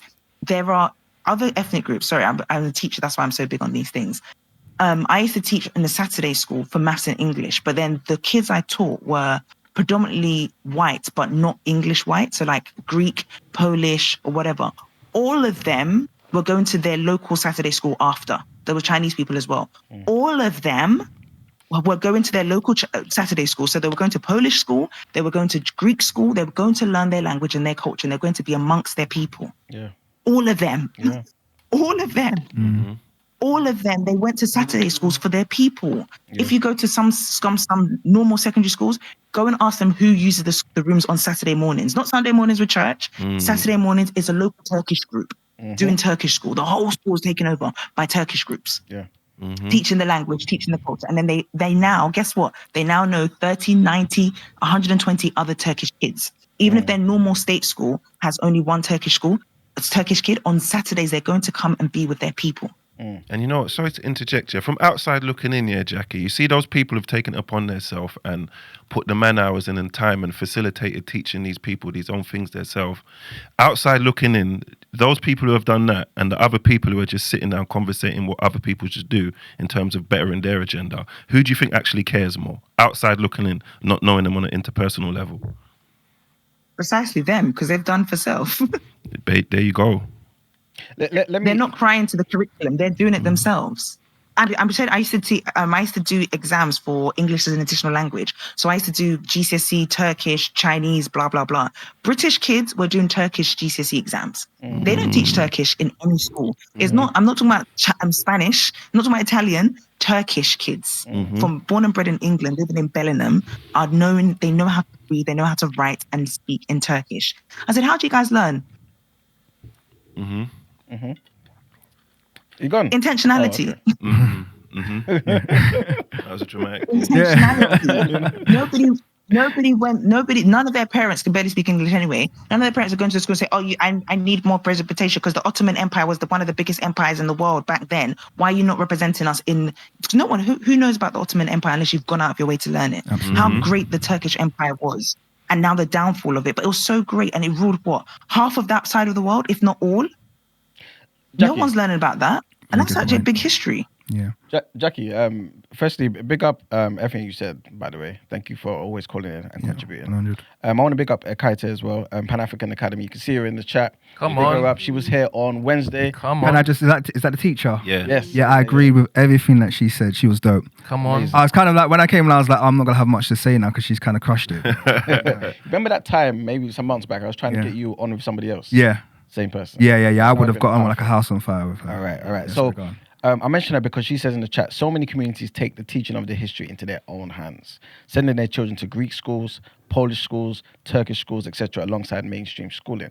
Exactly what Jackie's saying. But I wanna present something to you, and you might not see this as an accurate analogy, right? But listen to what I've got to say, and tell me if you think maybe there's something in Black people's mindsets in terms of, when I say Black people, obviously the majority to some degree or whatever, right? But if you've got a hungry person and you say, I'll give you all autonomy, but I give you also the option of having this food you can eat, right? And I'll keep giving you this food and you will live your life, but there's a bit of poison in it, right? So you're dying slowly, to some degree we all are, right? Right? Mm-hmm. Or you have no food and you have to go and figure out what to do, right? Chances is you may try and figure out what to do and you die hungry, right? Mm-hmm. But at least with the food, you can live another day, right? What do you think that person does? What That choice home, they make? yeah. Take the poisonous Yeah. food. The hungry person will take the food. You're in survival now. Is that us? Is that us as Yeah, a whole? because that's Oh, we that's don't what have a you're long term vision. There you go. Is that us then? Yeah. Are It's we always us. taking? Are Yeah, we 'cause we don't have taking? long term vision. Exactly. So are we taking the poison food right now in having a Black History Month where it's going to be taught in a particular way that's flawed, right? But we're saying, cool, I don't trust myself enough that if they take this away, I'm going to do what I need to do for my children. And that's even kind of a I byproduct disagree. of I it don't- being handed to I you. don't think There that's you go. us. I think we are so ingrained in being included and integrated that we think that that's what success means. Whereas you don't. In EastEnders, how many Indian people are on EastEnders? On all the soaps that you see, the first introduction will be Black people. To the Emmerdale, Coronation Street will be a Black person. Like the Indians were here too, you know. Indians came as well. There's so many Anglo-Indians. It's crazy how mixed they are as well. They have the same shared history. So they've also impacted and contributed to modern society, as people are saying in the chat. But they're not really fighting for a seat there. And I think that's our aim is always to be represented there. Can I have just that interject on that representation. point though? Because I don't think when it comes to shows like EastEnders, Coronation Street, I don't think Black people are fighting to be included on those. And this goes back to the argument as to why there's such an obsession. Because we have to start to acknowledge the fact that there's an obsession with Black people. Yeah, there's a global obsession with Black people. We're not always asked to be. If you look at the far right, who do they hate?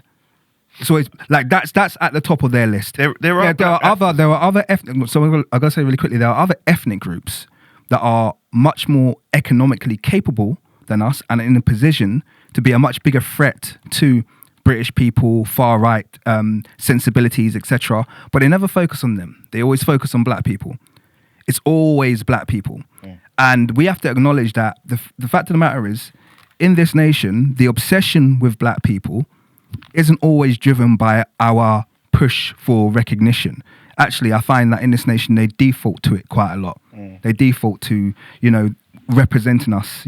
This would be good. This show would be good if we had a Black person doing this or doing that. And there's a lot of jealousy that come from other communities because of that. So a lot of anti-Black racism is due to the fact that they're looking at us like, oh, why do people care about you so much? You guys don't have any money. You don't have any this. You don't have any that. And yet everybody wants you around. Do you understand what I mean? I'm being real. I don't care if we're like this. I'm being real. People want us around.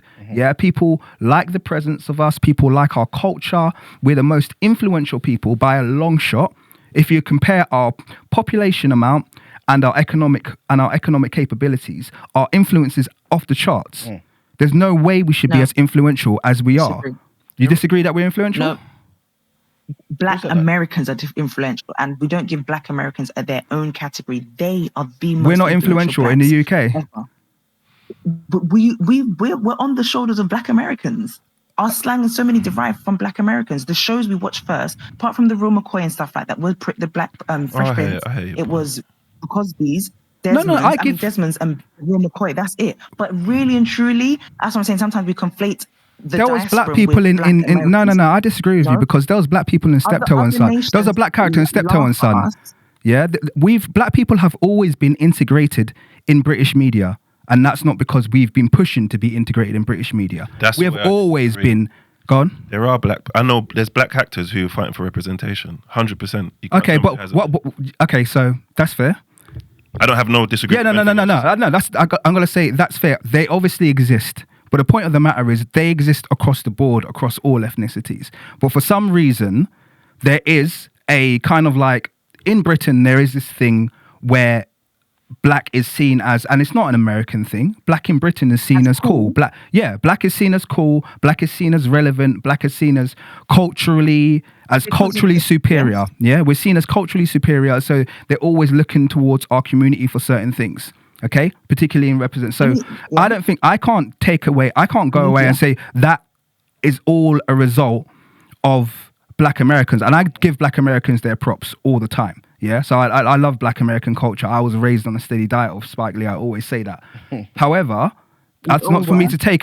Yeah, great. So that's I'm not going to take away from the things that black British people have done. Yeah. You know, you talk about music industry in England. Like we've created our own music industry, drum and bass. Exactly. Yeah, like all of the like a lot of the popular English music was created by black British, just like the popular American music was created by black Americans. So this is just once again running through that tangent of black people being very, very influential. Mm-hmm. Okay, and it's not always a case of but my point is it's not always a case of us going with like, you know, picards and saying, oh, represent us.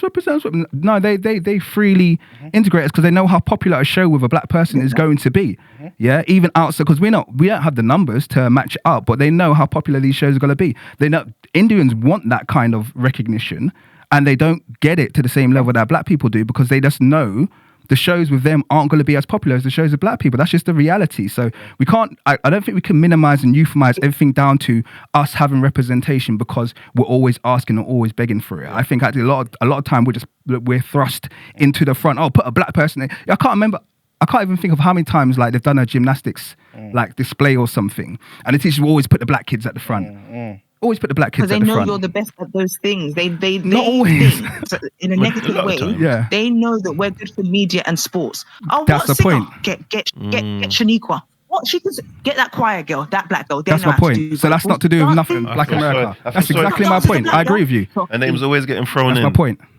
That's my. So you've just agreed with my point. Yeah, they know we're good at. No, they know we're good at those things. They know we're good at those things. That's the only thing they think we're good at.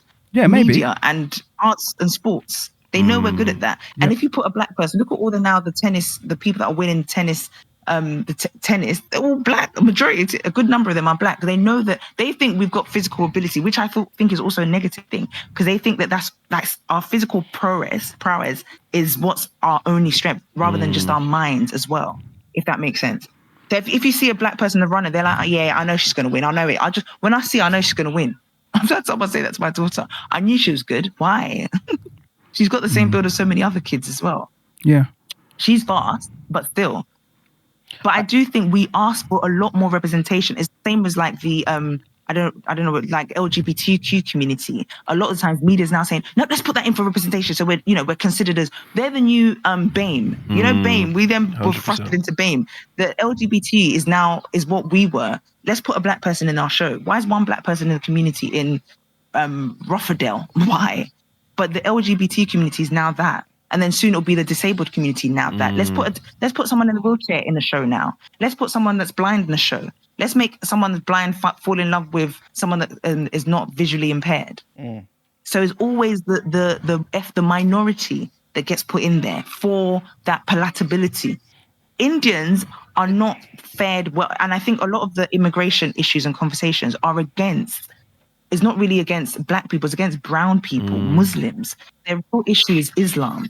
And because when black people come, we kind of do integrate a lot better than Indians and the other communities. We integrate very well. We know how to assimilate into culture. We eat pie and mash. We eat fish and chips on Friday. Our parents bang out tea as well. But when you have the Indian and Muslim community, Asian community, they are very much segregated. And if you see it, they are against the EDFs, and all those people are against Asians and Muslims. But Jackie, That's who they've got a problem isn't, with. Isn't some of what you're saying now like recent phenomena? Like to some degree, do you not agree that some representation is necessary? You spoke about blind people being put in movies. Should we allow blind people to make their own movies? How? Respectfully, exactly. They can. There's technology. No, but you get what I'm trying to say, though. Are they going to watch it? Yeah, they can. they can be cast. They don't have to be the producers. No, but the point I'm trying to make is the whole do for self. The point I'm trying. They can't. The point I'm trying to make here is that respectfully, other people need to do other things for other people. You know what I'm saying? You want disabled ramps at train stations. Are they going to build the ramps themselves? Like you have to do certain things for other people to some degree, right?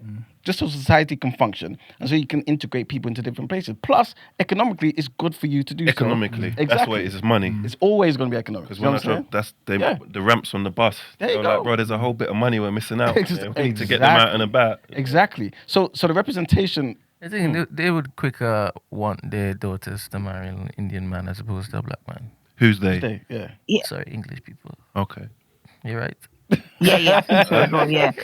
But also, when that's the point, Indians do integrate, but they still do, they're still very homogenous in their community. Whereas if you go to a black community, as we said before, you'll see so many mixed raced black people, which we love and we integrate. But how many Indian parties would you go to and there's a coolie person in India? I don't know if that's politically correct. Like an Indian and black, Indian and white. When they mix, they often leave their community majority of the time. Whereas we will have Italian cousins, we are inclusive naturally, and I don't think that's a negative thing. We are very much respectful of other people's cultures. So that's one of our biggest traits. But Eman, I think both can be true. I think you can represent in the wider community and also represent for yourself as well. I'm sure there's blind groups. There's so many blind charities that fight for their cause within their own people. Do you get what I'm saying? So I think you can ask for representation across the board, but also ensure that you're not leaving the responsibility of representation just to them. Agreed. Do you get what I'm saying? So if there's a black law firm, go to that black law firm, guys. Why although you want to be represented in the bigger law space, but make sure that when there is a black law firm, you go and patronize them. When there is a black Ades, you go and patronize your local food shops. We don't do that. How many of us go to the Indian man because he's £2 cheaper for meat, as opposed to that one Nigerian uncle who you know is charging £3 more, but he's probably not even doing any money laundering. Do you know what I mean? He's maybe more legit than he needs to be. It's the money laundering That's scenario. fire. That is true. Can I just say though that I'm going to say I think one of the reasons why black people are probably more inviting is because we're already culturally integrated by default, because black isn't really a community. It's kind of a label that's been thrust upon lots of different communities.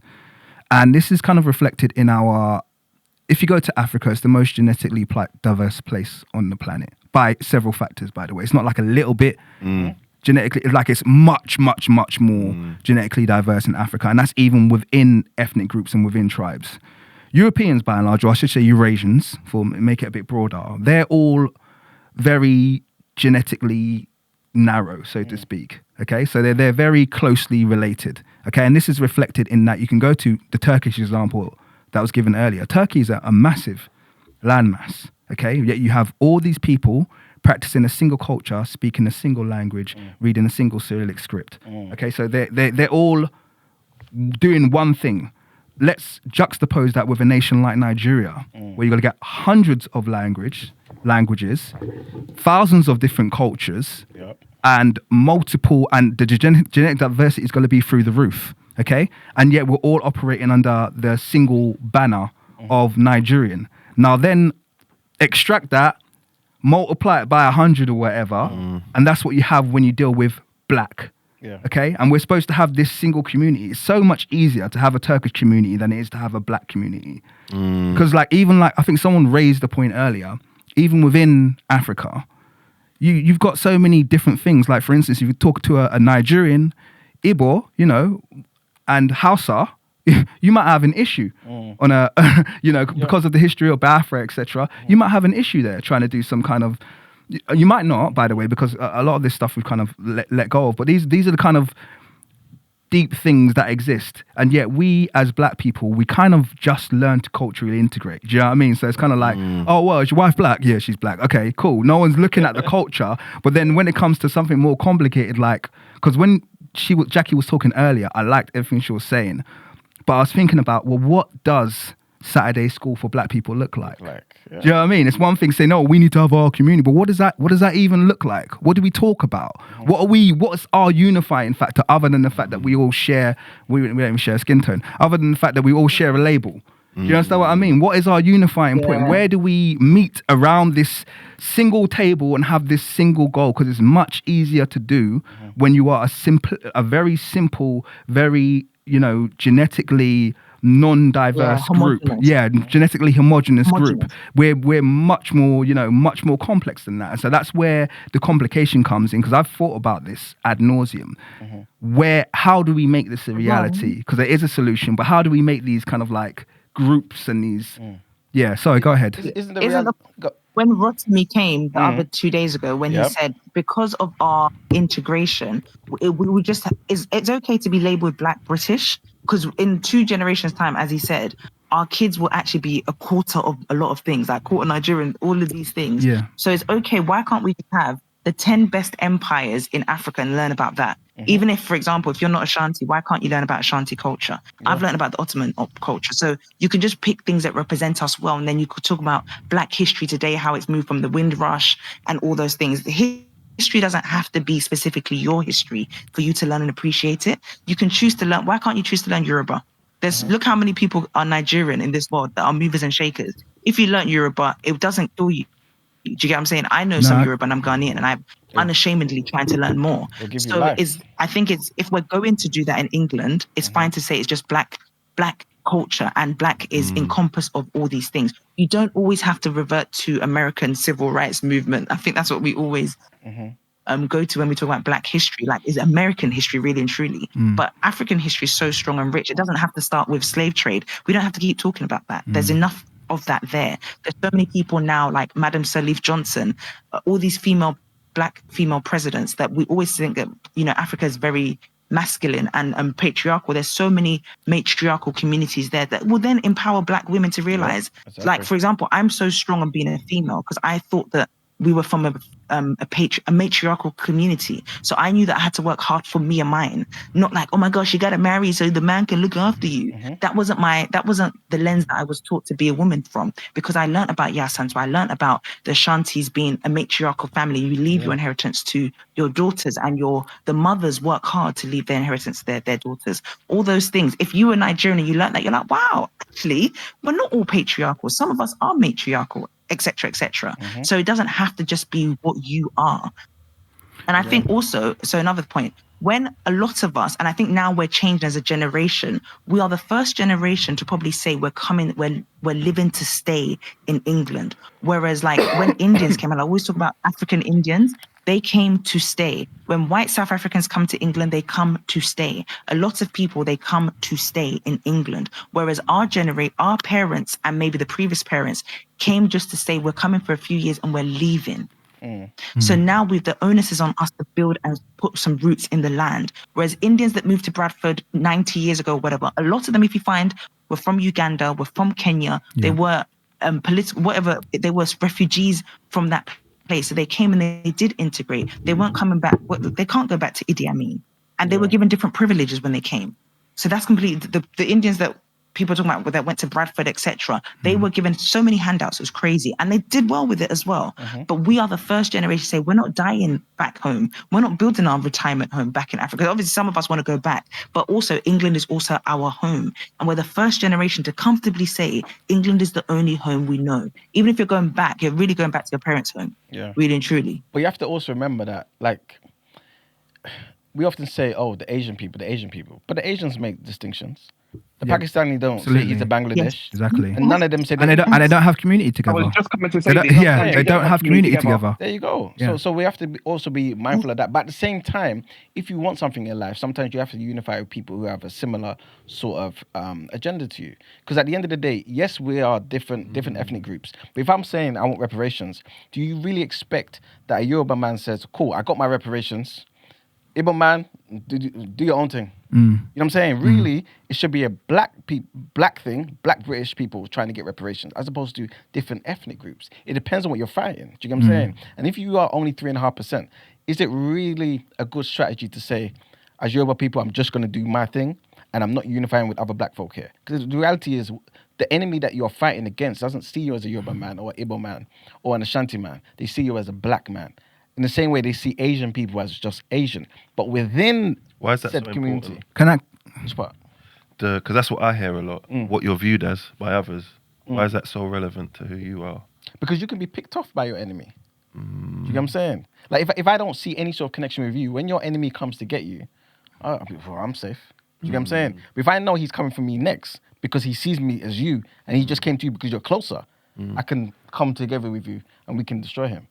And this is funny because I want to highlight something you said, because I said on this exact same show one time that like black people are more inclusive, and I thought that was a positive thing, and I think it's a good thing, because melanin always, like, all that's been done to melanated people to try and end and extinct them, and they're still here and thriving. I think that inclusion is a part of it, because even though it's not directly you, there's your traditions and your things that have gone on through many other people and stuff like that. And when I said that, I was laughed at. Because I was saying that because I thought that was the right way. I thought that was positive. I thought we focused on similarities and not differences. Yeah. But when I said that in here, I was lauged at. You know why though? I think it's because I it can't lie, the depends. inclusion has been to our detriment. It depends on the inclusion. That's who I was laughed at by as well. But go on. But it depends on the inclusion though, because if you're talking about inclusion, like other cultures, right? Then a lot of the time the agenda of your own people gets watered down. If you're talking about the inclusion part in terms of you as a Jamaican man, me as a Nigerian man, do you know what I'm saying? Then that's different, because like I said, in that example, we have a similar sort of enemy. But the enemy that's going to come into this room and try and attack me and you, he's not going to try and attack Simon over there. So if we're including ourselves with Simon, we are at a disadvantage. What colour is Simon? Simon's white. Alright, so You get what I'm cool. saying? And if Simon's looking at it from a colour thing, Simon's not going to give a fuck. If Simon's looking at we're all human beings here and we all want the best for each other and it's a right and wrong thing and not a colour thing, what will Simon do? But then you're then appealing to the sensibilities and the empathy of your enemy. But why To is see Simon you as necessarily? all humans. Why is Simon necessarily our enemy? Simon's not our enemy. Like, We're what's just the saying guarantee If that you to look stay people with hungry, Simon will though, come in. it might be an issue.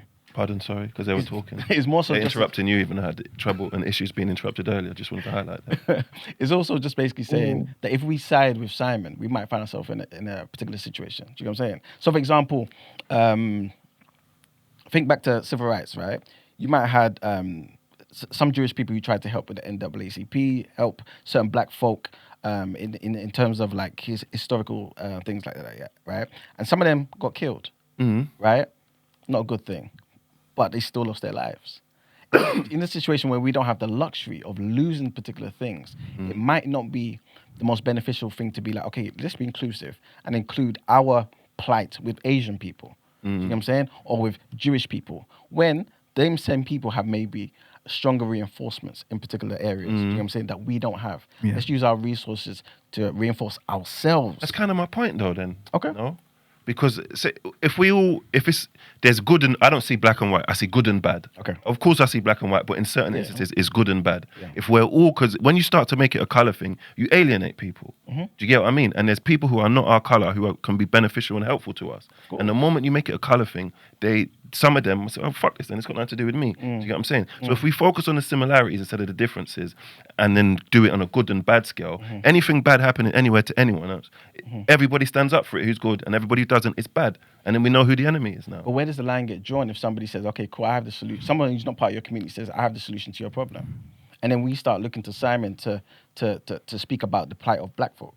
Not necessarily speak about the plight because he doesn't know how to do that because he hasn't experienced that. But if he has some tools or some experience from a system he's seen work for other people that he can bring over here, is useful. Don't alienate him just because of his color, which which seems like is. You get what I mean? Yeah, 100%. But then that speaks more to collaboration as opposed to homogenization. Do you get what I'm saying? I can collaborate with you. There's different ideas. We can, you know what I'm saying? But to be part of us, i.e., look at BAME, then we get nothing. Because why are you banding me together with Asian people and European minorities? Makes us stronger, no? It doesn't. Look at us. What do we have? Can I have?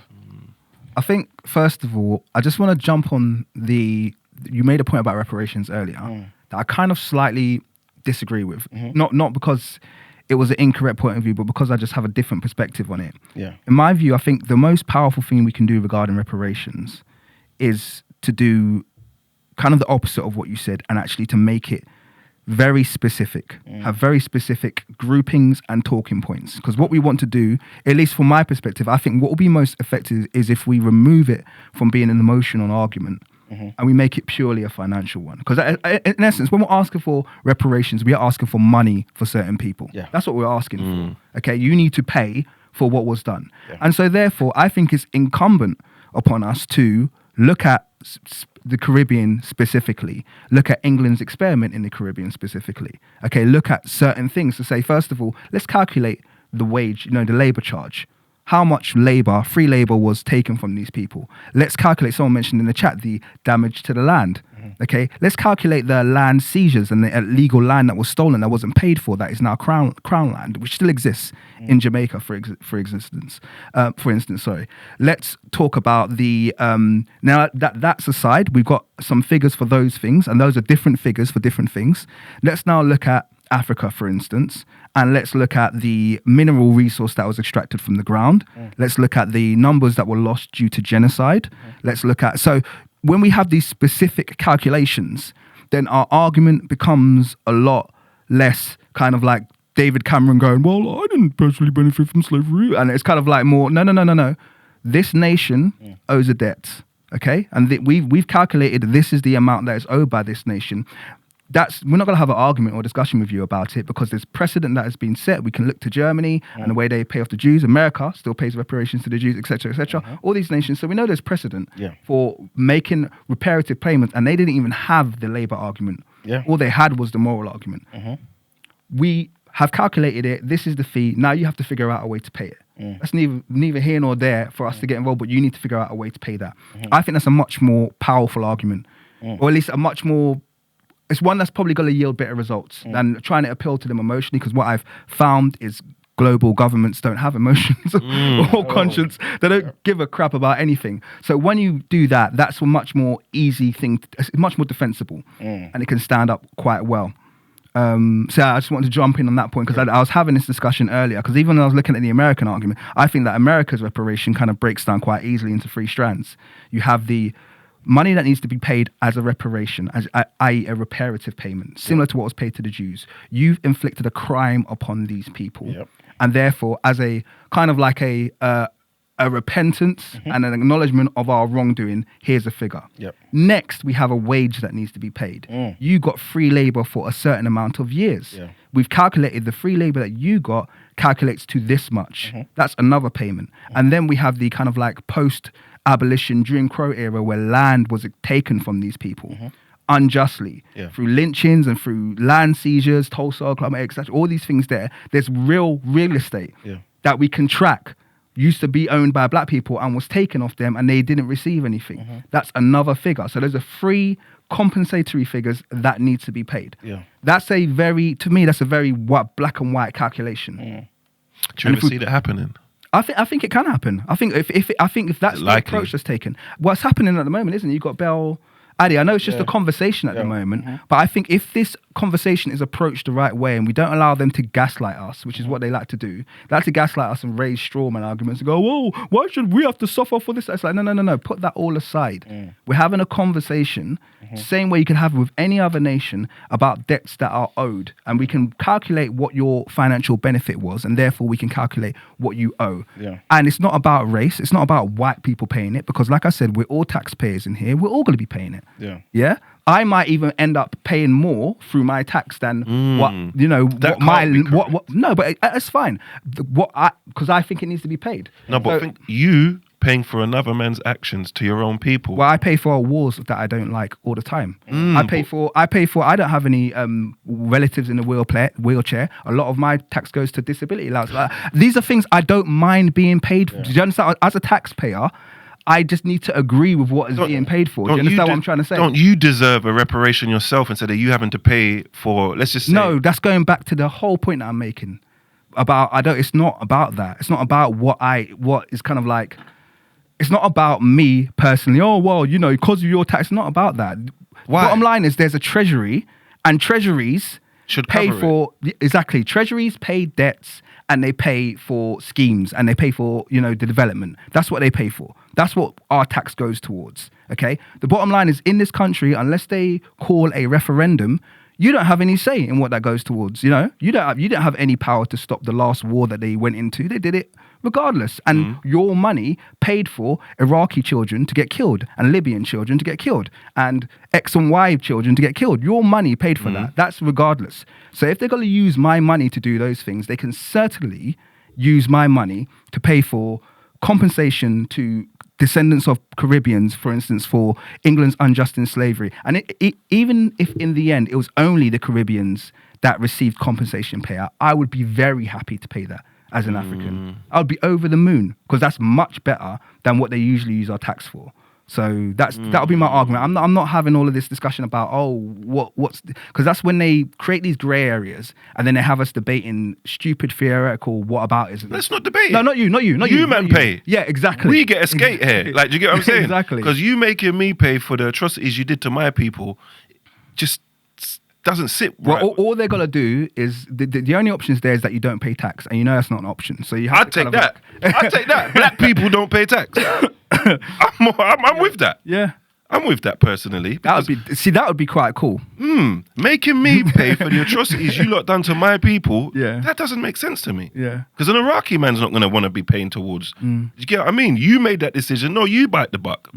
What's going on there? I don't like that. I don't like that at all. I must pay for decisions you made that went against and put my people back all this time. Nah, man. Fuck it, I'm burning my passport. Do you get what I'm saying? Let's go to war. I'm not here for that, man. At all. But I think, I just think altogether we just have a much more. If we make it, because they always try and make it emotional and then make it, and then that's exactly what they're doing right now with all of these kind of like stop the immigration process. Everything's based on creating these emotions around false narratives. These false narrative emotions, and then people get all up in their feelings, and before you know it, they're like, out there protesting for things they don't even understand about. And we have to make sure that we continually bring it back to being a very simple to discuss remunerative, a remuneration discussion. That's what it is. Okay, here are the strands, and we've got this calculated here, this calculated here. That you can't argue with facts and figures. Do you know what I mean? It's very, very hard to argue with facts and figures and statistics and to say, we know how much you've benefited. We know how much that we can actually point to a single organization over there and say, this percentage of their wealth has come directly as a result of this. And therefore their debt owed is XYZ. That can be done. Have black people ever got reparations? No. Never. No people of all. Because you kept saying, you said Jewish people got reparations. Oh, they still get? Yeah. So outside looking in, they're Jewish, of course. But if you're far away and you look, they look like what people? Yep. So has there ever been a? Well, here's another one. They the financiers. Remember I was talking about the slavery compensation earlier. It was Jewish banks that financed that. Oh. Yeah. 100%. Jewish bank, Jewish owned. So it was two Jewish banking families that financed that payment. All the ships were commissioned by them people. They insured it all, man. So their involvement in a lot of the systems, it's ironic that they've made themselves the recipient of such large, and it's not a small amount in terms of the Holocaust compensation payouts that they receive from America and Germany. There's a very large amount of money. So they are like some of the biggest beneficiaries of state. You know what I mean? They talk about people signing on for benefits. About that, though. That's even in the UK as well, the Jewish people Holocaust and stuff. What's the justification behind that? I just wanted to add about the Holocaust part. You know that even people who were not born or were directly affected by Germany's war against them got big time reparations. Antiseptic instead of I think he did that on purpose. Yeah, That's clever. Hilarious. That's clever. Man. I'm with you. I agree with you. Yeah, it just don't seem realistic, man. And I feel like, of course, we've got to keep fighting that because we can't just put that down because I feel like that gives them a win in some way. But I feel like maybe a portion of people should be over here, but a lot of need to be building our own and doing something else just in case. Oh no, this. I don't think it should invalidate anything that people are doing at the moment. But I think there's progress in that we're even having a discussion about it. Because I was shocked when it even came up as a subject. That I was like, really? They're gonna actually listen to us talk about this? So that to me was already kind of like, when did this happen? Because I didn't even think it was a thing. Now that it's happened, though, I do think there's an opportunity. Because what will happen is, I think a lot of the time when it comes to the black community, they doubt our ability to be able to verbalize and to, what's the word? To kind of like put down our thoughts and to really like, they doubt our ability to organize around something like this. And they kind of like, it's like Brent was watching my debate with the Egyptian guy the other day. And they think they can just like wander into these discussions and they're just going to hand our ass to us. It's kind of like, no, you're not, because we know our stuff. And I think if we approach this correctly, we could have a surprising outcome. Because I do think it can be done. And I think we have so much more access to information now and the ability to make these calculations. Because a lot of what has taken place in this, in this earth for such a long time has been a result of the privatization of data and information. It was very, very hard for us to make any succinct argument because it's so hard to get information. Those days are behind us now. We have no excuse for not having access to effective information to convey our arguments. So I think we could do something. I think something surprising could be done here. And even if it just starts with one nation, that would be good. Like with this country here, though, do you feel as though what you're saying, which could be a surprise, but could potentially be realized, will be because there will be changes to laws and legislation to facilitate that?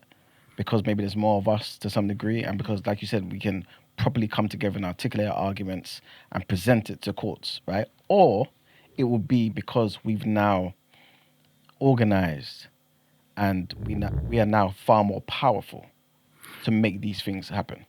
See, this is where it comes back to what you were talking about earlier and how intrinsically linked our things are. So remember I was talking to you earlier about the fact that we have to make sure that we look after X, Y, Z to make sure. The reason I raised that is because they will only look at France now and their willingness to come to the table with African leaders because of what Traoré was done. Yeah.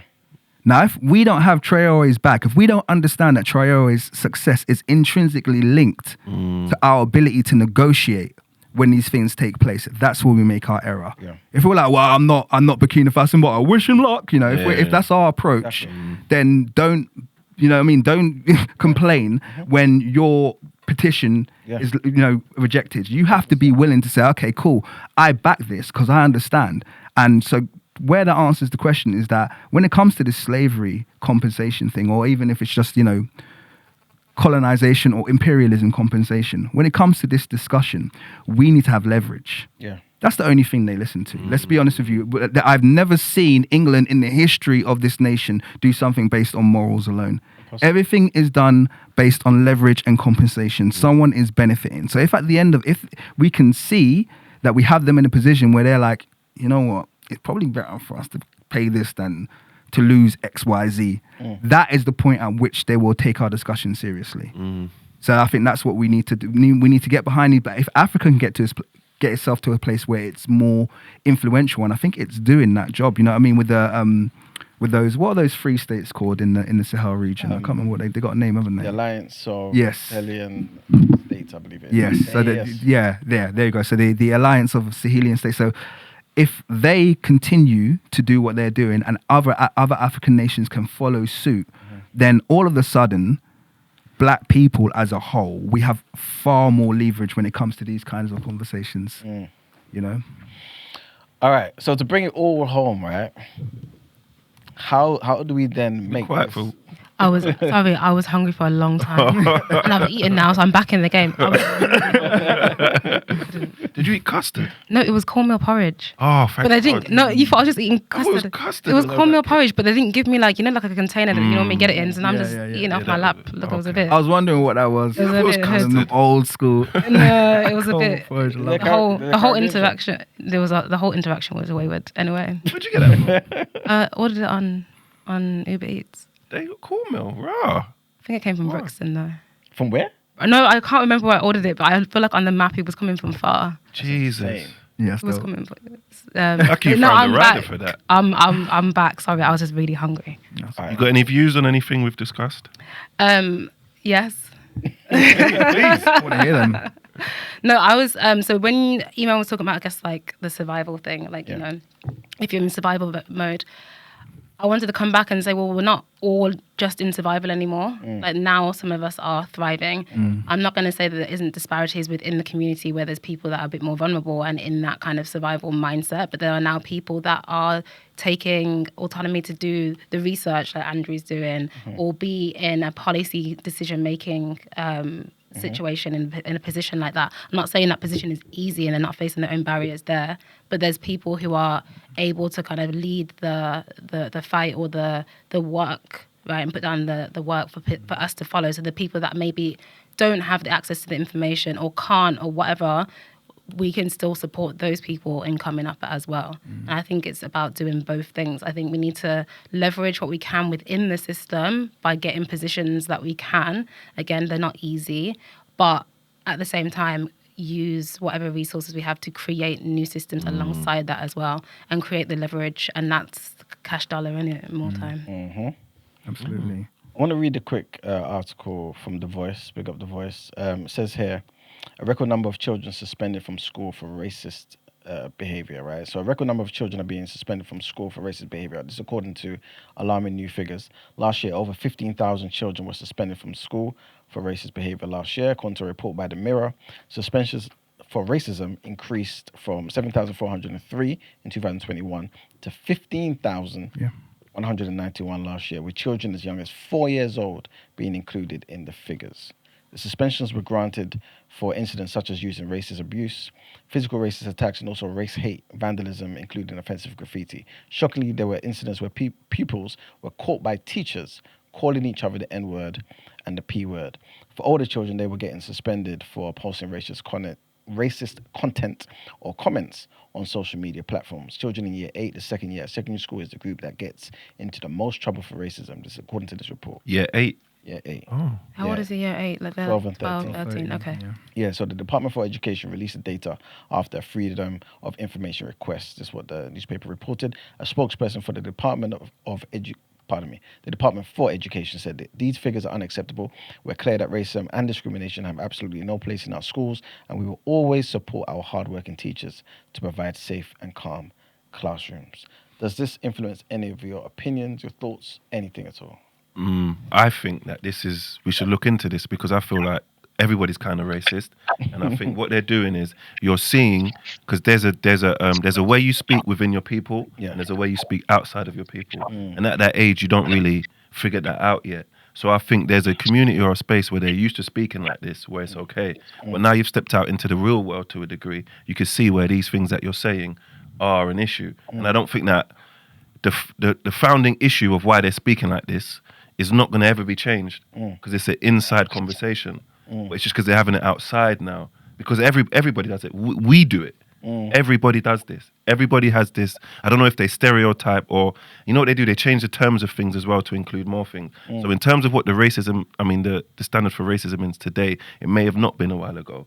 So we all do this. Hence why I said when you said white, because there's a common conversation that we have that we wouldn't have in front of certain people. I would. That will be seen as racism. You get what I mean? And I was wrong about what you said anyway. That was just No, by the way, I don't want to gaslight you there because I might watch it back and I might have said white a couple of times, but I guess I was just communicating to you that wasn't my intention. I think I was talking mainly about English and British, and maybe where I should have been more specific, I would have been. So yeah, and your point was valid. Does intention come into play as well, innit? Yeah, exactly. Because I didn't think, you don't mean it. Like, you don't hate, you're not all deaf to all white people. Like, do you get what I mean? I don't think many people are. This is the thing that I guess the one thing that I would just not even push back, but just offer my opinion on what you've just said is that I don't think racism is universal.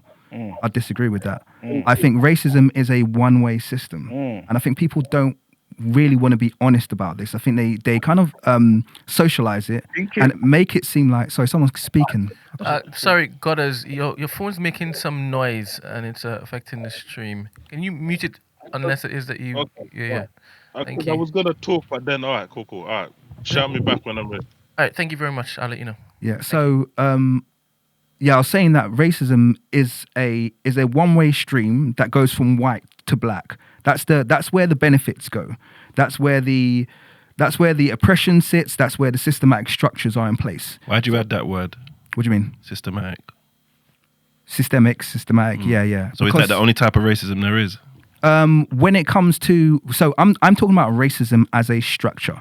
Because that's how it works. It goes added a word to it. Though. Yeah, systemic. Just takes it off because there's interpersonal racism. No. So the reason I use the word systemic, that's a very good question, by the way. The reason I use the word systemic is because if you look at racism's inception, and I always think about where something began and then how it continued. If you look at its inception was to give whites benefits over blacks, and there was laws written into place that ensured blacks couldn't own land, blacks were this, blacks were slave owners. These were things were written in, codified into law, okay? And that's the way the system worked. There's never been, or as far as we know in the version of history we got, there's never been that in reverse. So there's never been codified systems that gave blacks advantages over whites. Do you understand what I'm trying to say? And deliberately prevented them and allowed you to own one, and all of these other things that we know are part of the racial experience. So we have to understand the racism that we experience now are all derivatives of this larger system of racism, which is still very much at play globally. Okay, you can see it. So black people still sit at the bottom of the racism pyramid. Okay, and the reason I say that is because when you hear someone like a black person, for instance, and they're kind of like accused of being like racist, it's rare that I see that's the case. You know, if someone is basically communicating their, displeasure at at the position they've been placed in society because of racism, your argument can't be that that person is a racist for mentioning race. Do you understand what I mean? And yet that's always seems to be the case. So even like we were having a discussion earlier and I mentioned white, and it's kind of like, if I did mention it, by the way, but yeah, let's say I mentioned white. That's not racism, okay? That's just me retelling history how it is. But what you'll find is a massive difference is when it comes to groupings of racist, I'll specify very clearly, racist white people, you'll find that their obsession will be to denigrate and talk down black people. That'll be their obsession. I've heard this over and over again. You get about and they'll be like, stupid effing, and all this stuff will come out of the mouth. Boom. And what I'm trying to say is, you'll be hard pressed to find the same in reverse. Just a group of black people just sitting around thinking of the most derogatory things they can say about what they do and how they do this stuff. It's like it's not really a thing. If a white person calls you the N-word, are they racist? It calls me the N-word. Yeah. If an Indian person calls you the N-word, are they racist? Yeah. But they're not that whole system you described. No, they're in it though. So we're talking about a pyramid that goes. So Indians, a caste system, so to speak, would still view themselves, rightly or wrongly, as above black people. And I guess Indians are a perfect example because they have a caste system. And I'm not saying all Asians or all brown people are like this, because there are many that aren't like this. But I'm saying India is probably a good example of a society that's very racist. So you genuinely think right now black people can't be racist at all? I'm saying that I guess I would say a separation of the terms is useful because there's and this is where you're correct. So there's a form of racism, so to speak, like you're talking about slack speaking. Yeah, that's kind of like benign, relatively kind of like. Why is it's that, like though?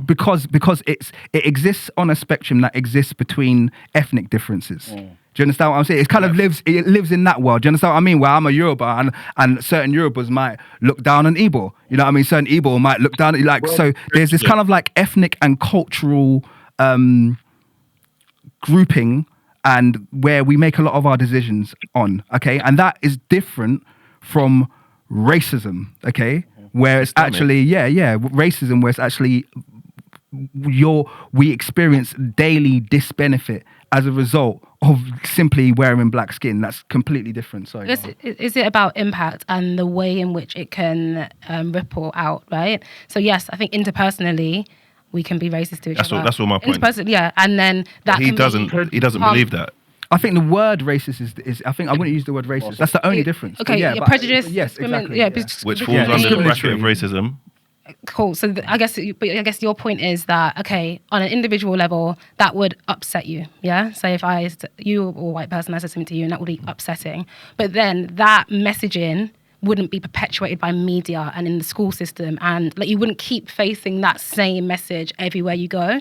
On an interpersonal level, it's upsetting. So that means that it's possible that black people can be racist. Then no. You can. That's all my point is. I'm not disagreeing with nothing. The only thing I'm disagreeing with you is, and I think so. By the way, I'm not saying we can't be horrible and horrendous and exclusionary. It's just the word racism. I feel like it's an overused term. Do you understand what I mean? This is why those people went and created their own term and said, we're going to call it that. We're going to call it anti-S or whatever. I feel like racism needs to have its own specific kind of like bracket where it's not confused with something else. Do you understand what I mean? Because my point being that, can you call it racism if it's an intertribal difference? Right, so look, do you understand what I'm trying to say? I said, can black people be racist? Yes, anyone, including black people, can hold or express racist beliefs or behaviours towards others. That is kind of proof, no? Because I noticed when you want to say black people, yeah, I told you I don't trust ChatGPT.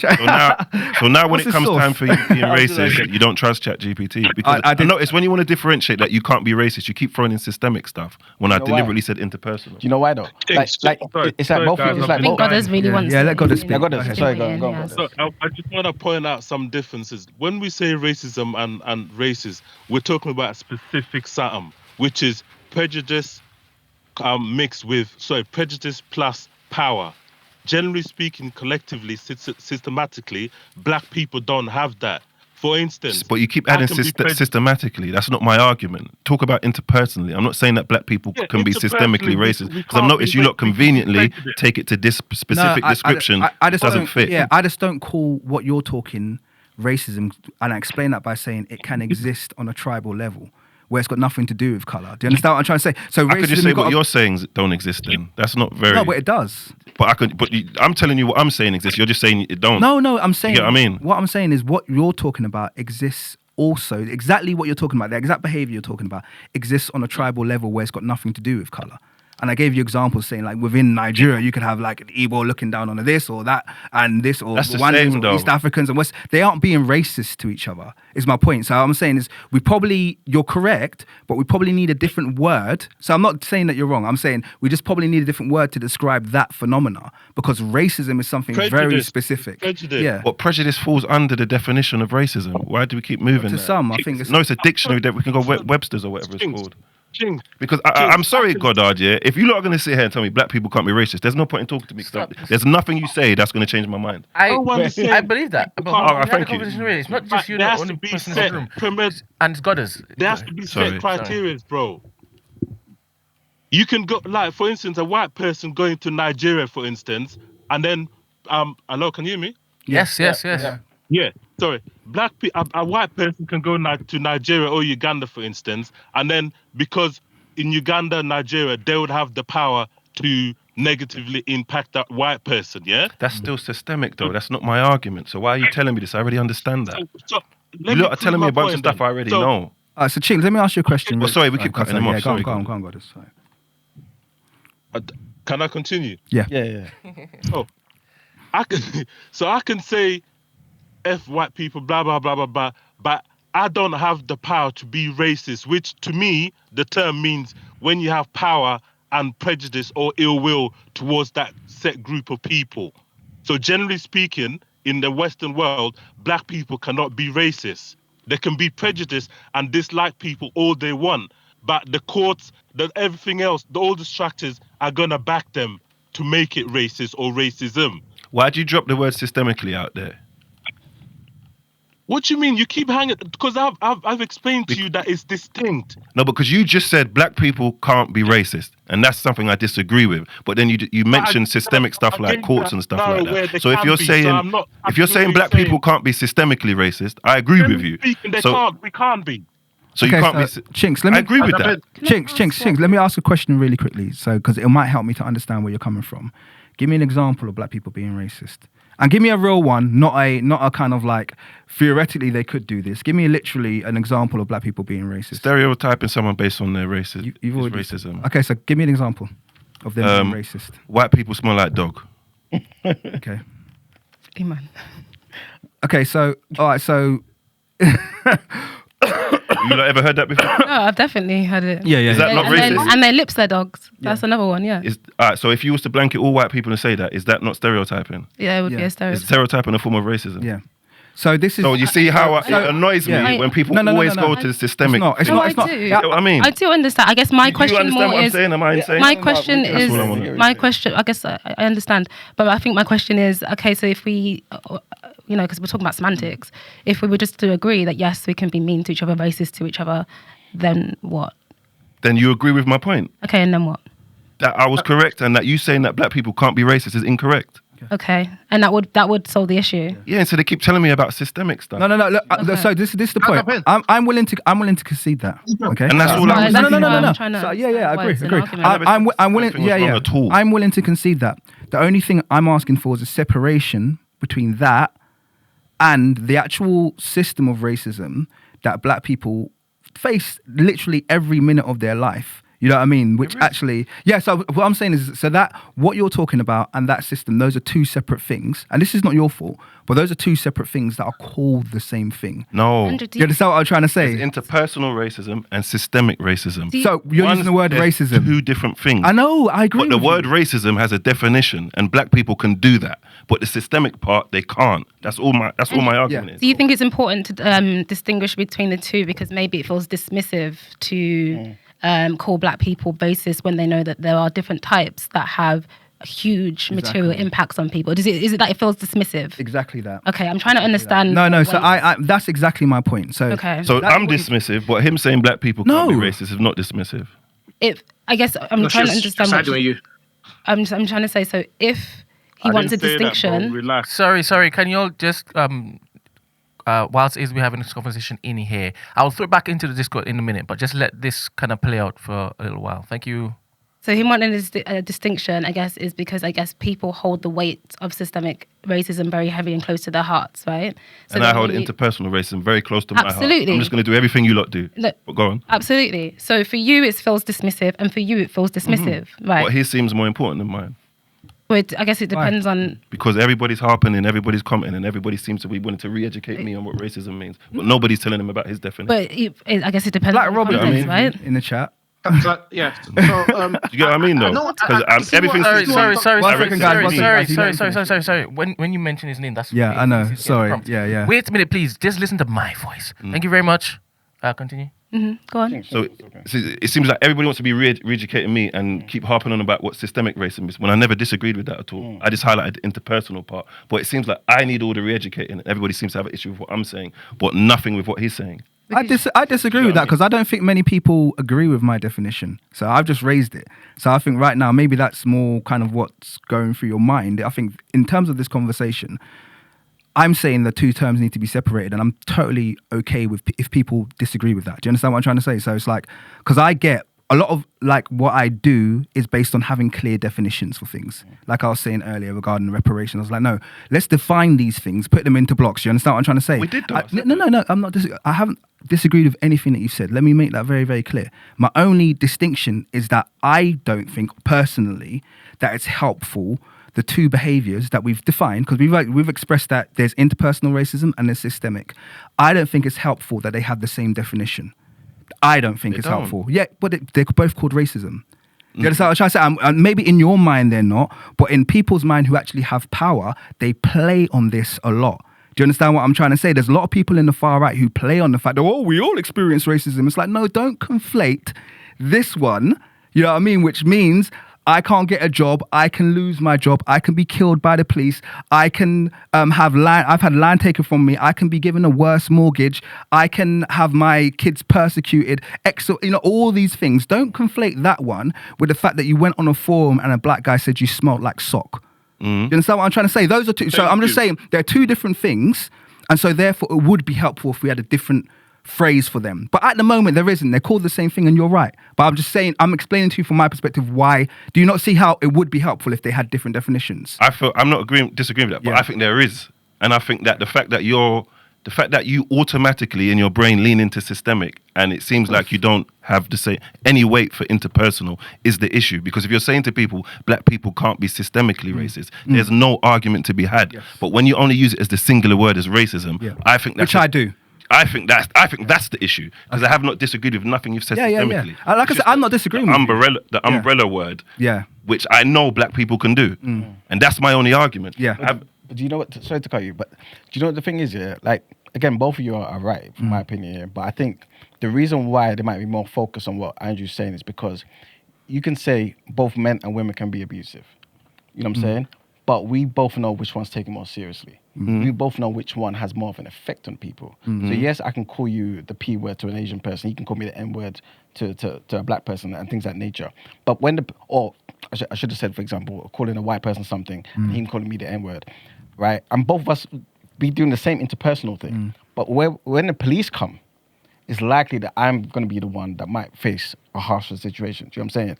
And that, because that has more of an impact in everyday life, and because racism as a term and the meaning of it, when you go into it, and not just maybe a quick Oxford Dictionary definition, it encompasses far more than just interaction between race and prejudice. Do you know what I'm saying? The component there, a big part of the definition is a component of power. Do you know what I'm saying? So yes, you're right about the interpersonal thing. Of course it exists. And that's all I'm saying. Because I actually know everything you've just said. Exactly. The only issue I have is you lot saying black people can't be racist. But that's my only issue. Chicks, I've given you definitive reasoning, and you've all said you don't disagree with me. No, we don't. That's the only point I'm standing and I'd on. add to that, Chinks, by just saying, like, for instance, I'll give you a for instance. So And I'm not ignoring the power part. Let me explain why I'm more dismissive of the interpersonal Thank you one. for admitting. I am. Oh no, definitely. The reason Some people do that, but don't admit. No, definitely. I'll give you an example of why I'm more dismissive of the interpersonal one, because that, like I said, just exists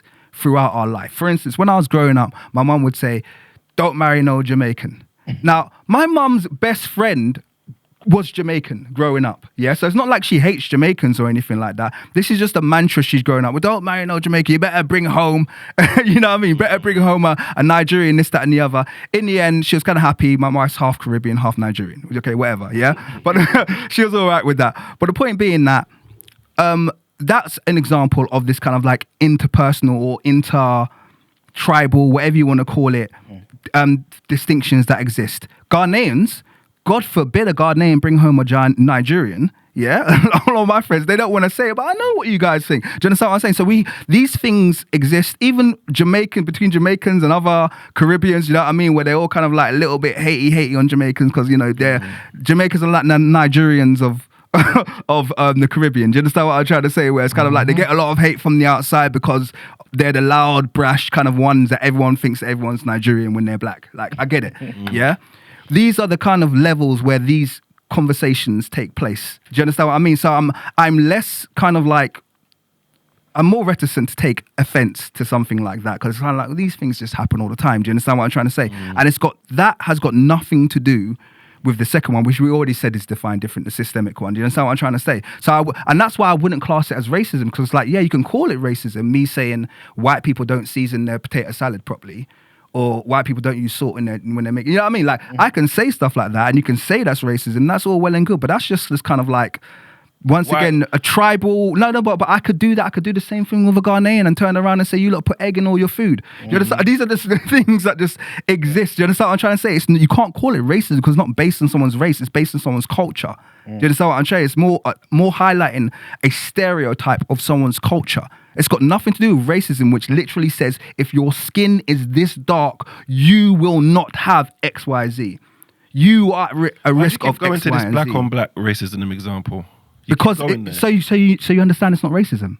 Because you said it's racism. Take it out of that and do the exact same things which I said stereotyping, which we proved is a part of racism. But I don't think it is.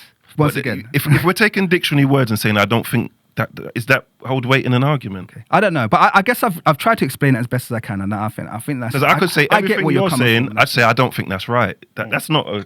But I'm not debating in good faith. But I'm not saying that I don't think it's right. I'm explaining to you that if I can prove that exists within a race, then how can you call it racism?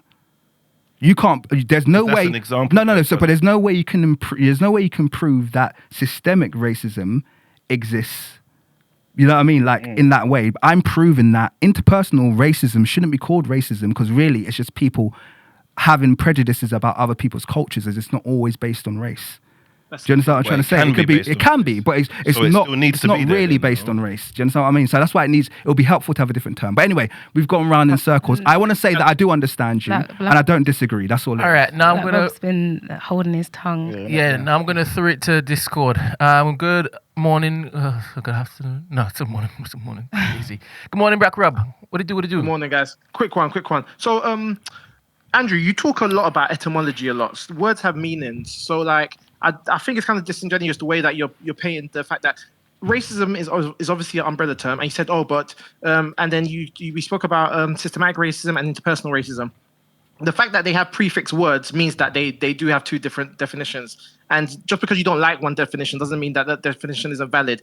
If I said that, if I was talking about red apples and blue and green apples, but then I decided that green apples, I'm just going to call that apples. That doesn't mean that means I'm bastardizing the term, because the fact that there's a prefix red and green means that there's two different types of apples, that two different things. So you can't just decide that because systematic racism is more important to you that it can commandeer the umbrella term. Okay, so my simple answer to that is I've proven that they're interpersonal racism, which, by the way, I think is not like a term that is like used excessively. I think it's one that we're largely using in this conversation right now, and I think it's valid for this conversation. But if I was to throw back at you, well, I can prove to you that exists between people who belong to the same race but are of different ethnicities or different cultures. Is it still called interpersonal racism? Would you still call it racism? Yes. Okay. Well, then I think that's a lazy use of language. As long as it applies to the definition of the word, then it exists. But it's not. If it's between ethnicities, it's cultural. Therefore, it's not racist.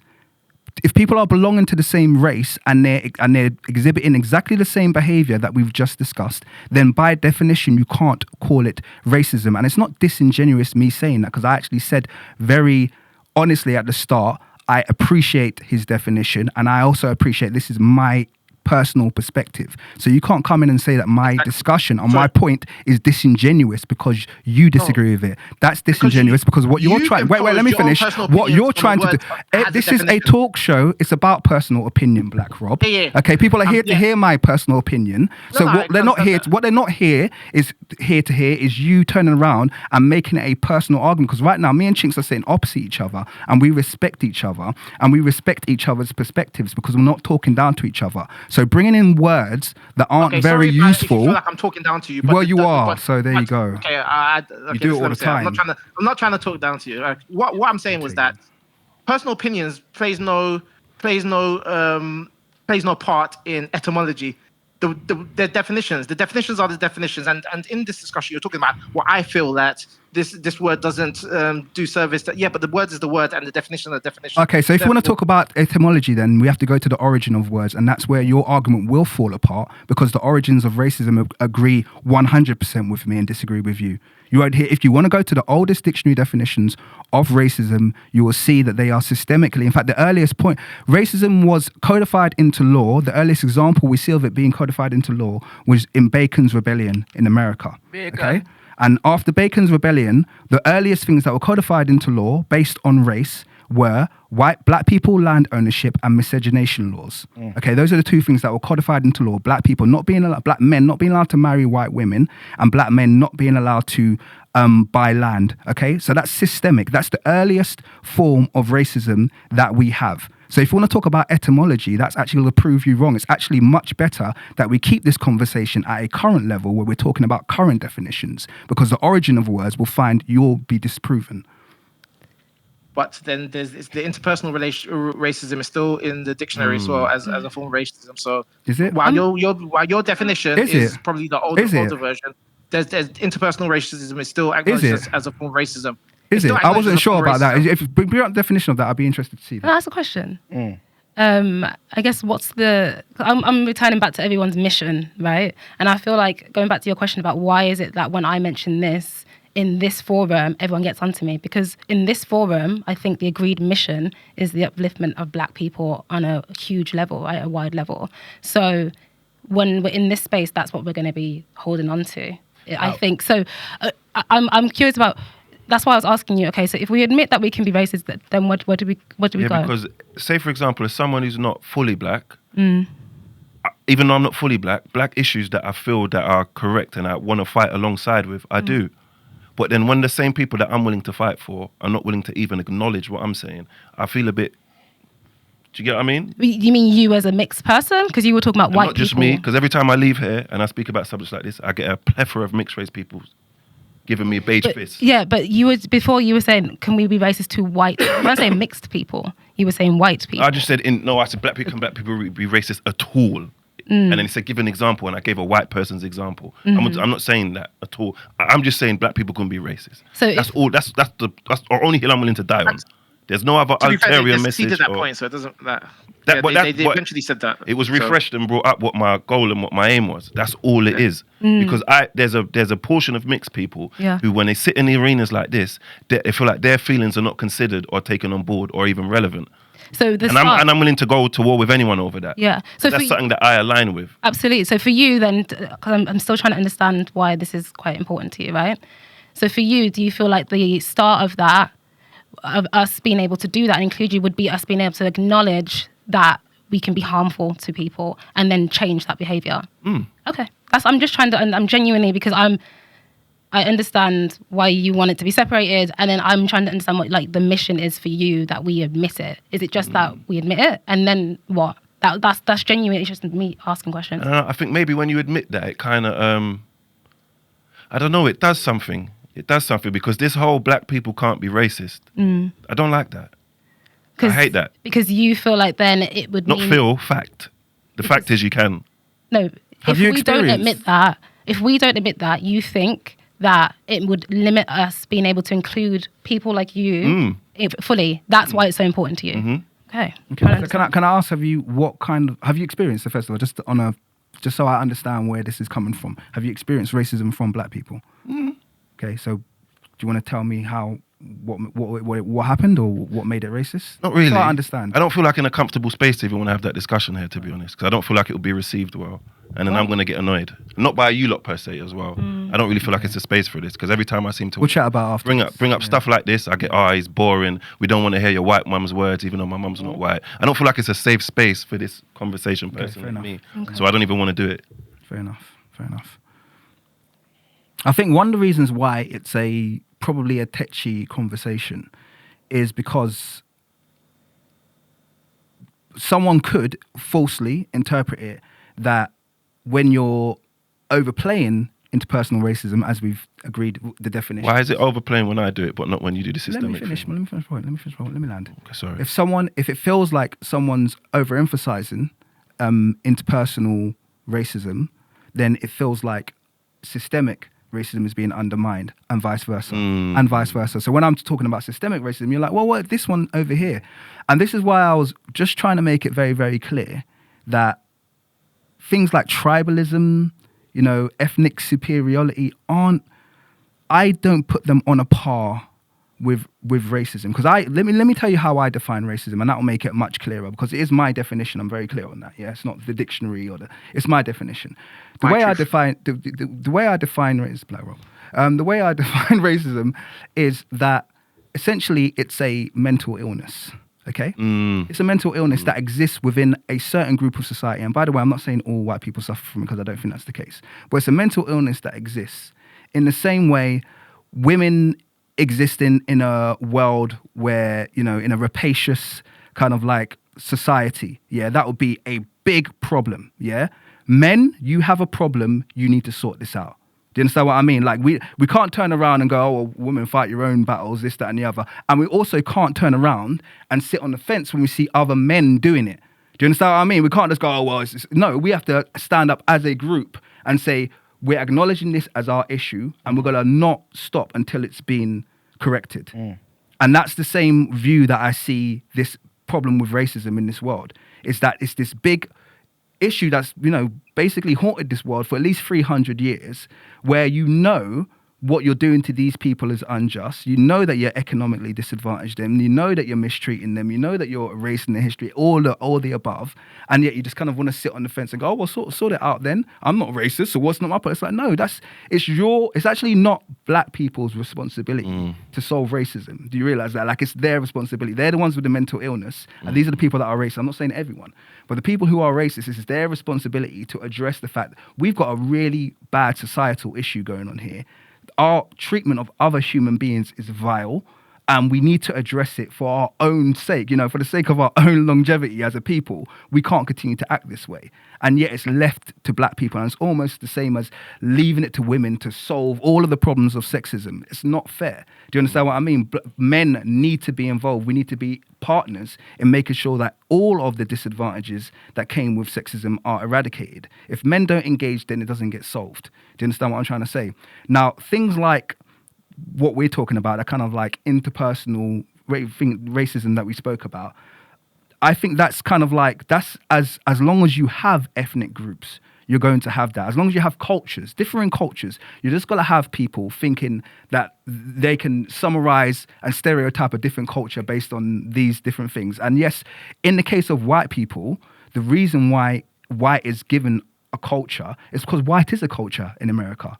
Remember I was talking earlier about the fact that black is a bit more difficult because it's very, very nuanced, but white is a culture. They all essentially, from the outside looking in, speak the same language, roughly do the same thing. So it's like kind of like, it's very easy to kind of go, well, all those people do this. Do you understand what I'm trying to say? Whereas racism for me is very, very different thing. Do you understand what I mean? And it's kind of like, it's enacted a lot of the time. Let's be honest with you. Historically, it's enacted with violence. Do you know what I mean? And that's a completely different tier, if you know what I mean. But like I said, I do respect. Like I don't want it to be, put aside. I do obviously respect your.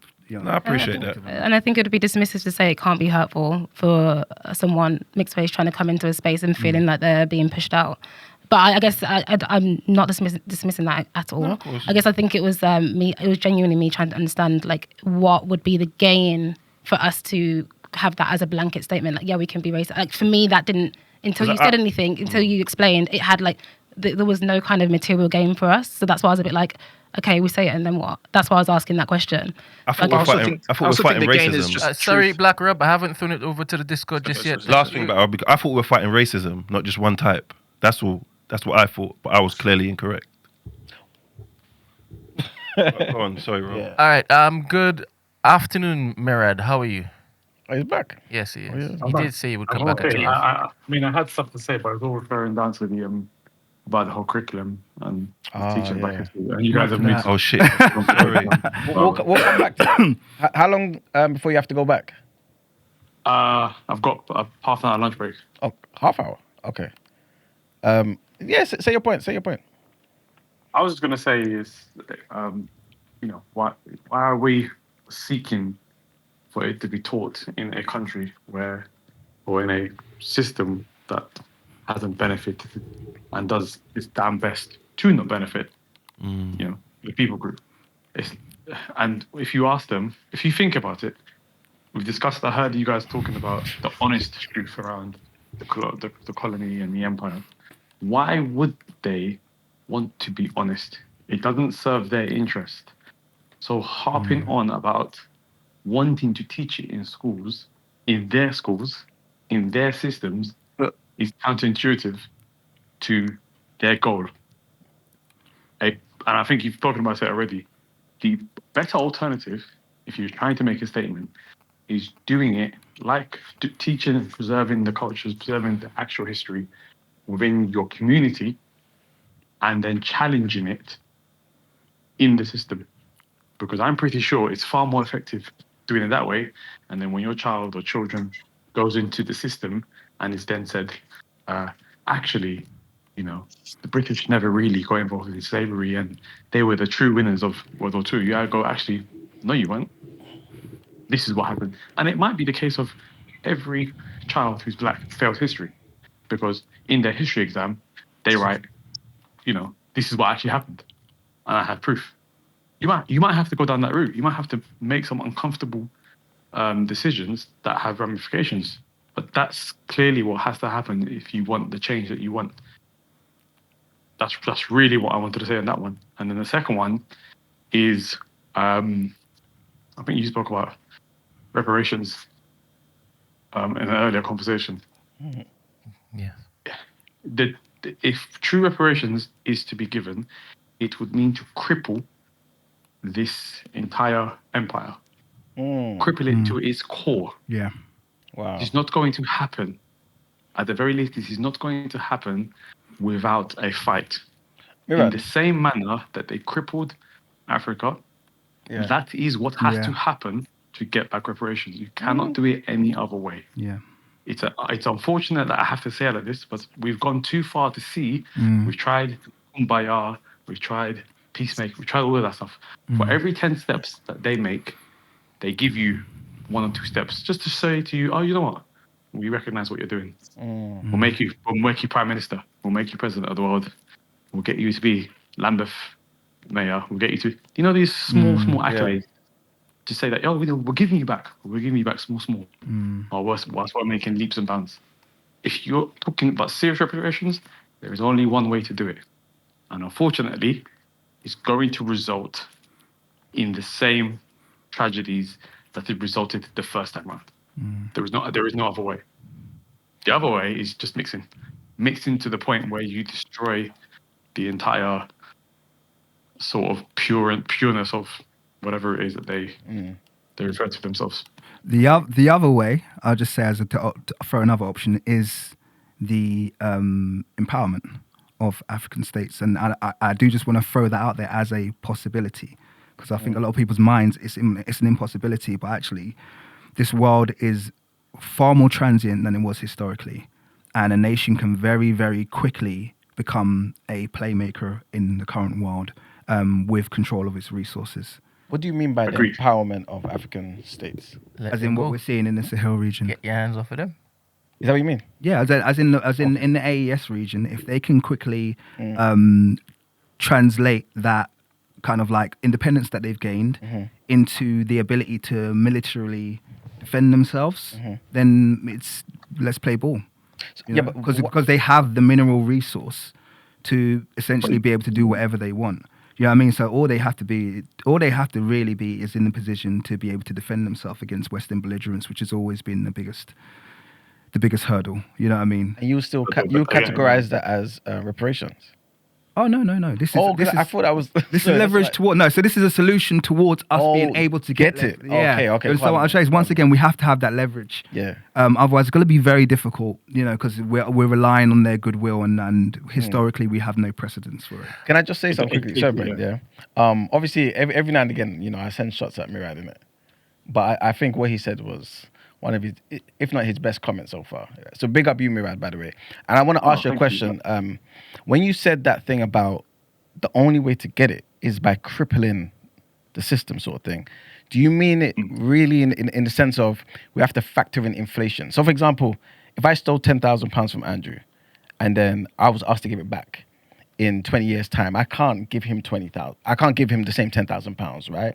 Is that what you mean, Murad? Where it's like in the same way crippled. I also. Well, one second, Murad. One second. Do you mean in the sense of in the same way it crippled Africa for 400 or 500 years, millions of us displaced, and that effect still something that we're having to even have to talk about today? Is that the only way you're saying reparations need to? It is the only way. I see what you're talking about. Okay. But it is the only way. They're not. Okay. Like I said, we've tried the whole kumbaya. We tried the whole restorative justice. We've tried it. Every avenue has been tried. People have even tried to talk about what the good sirs mentioned about empowerment in Africa. But we know one of the biggest stumbling blocks is when some of our leaders get into power because of the sheer might of the obstacle at hand in trying to. They end up thinking for themselves. They think for themselves. They think for their families.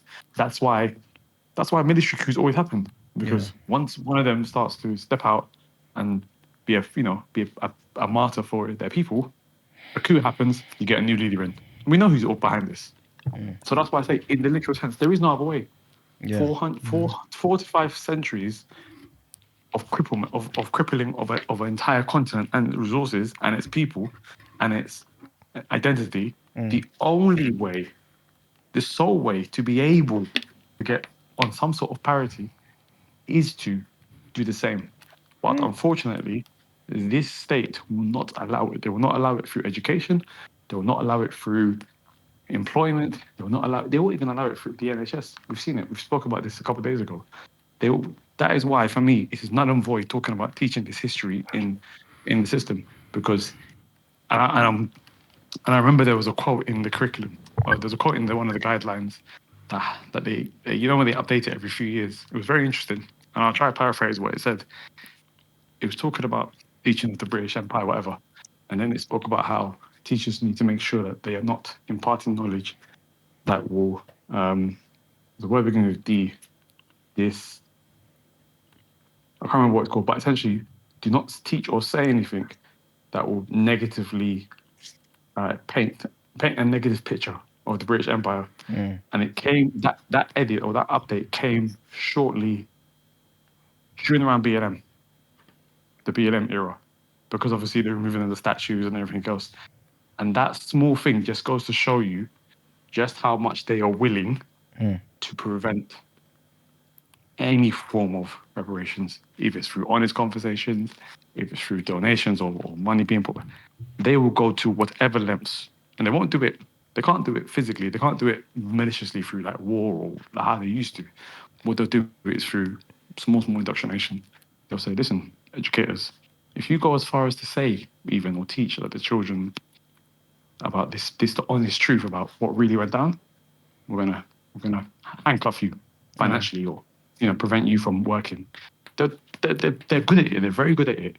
But like I said, the overall point is they won't allow this without a serious fight. Thank you, Mirad. Fantastic contribution. Good morning, Demi.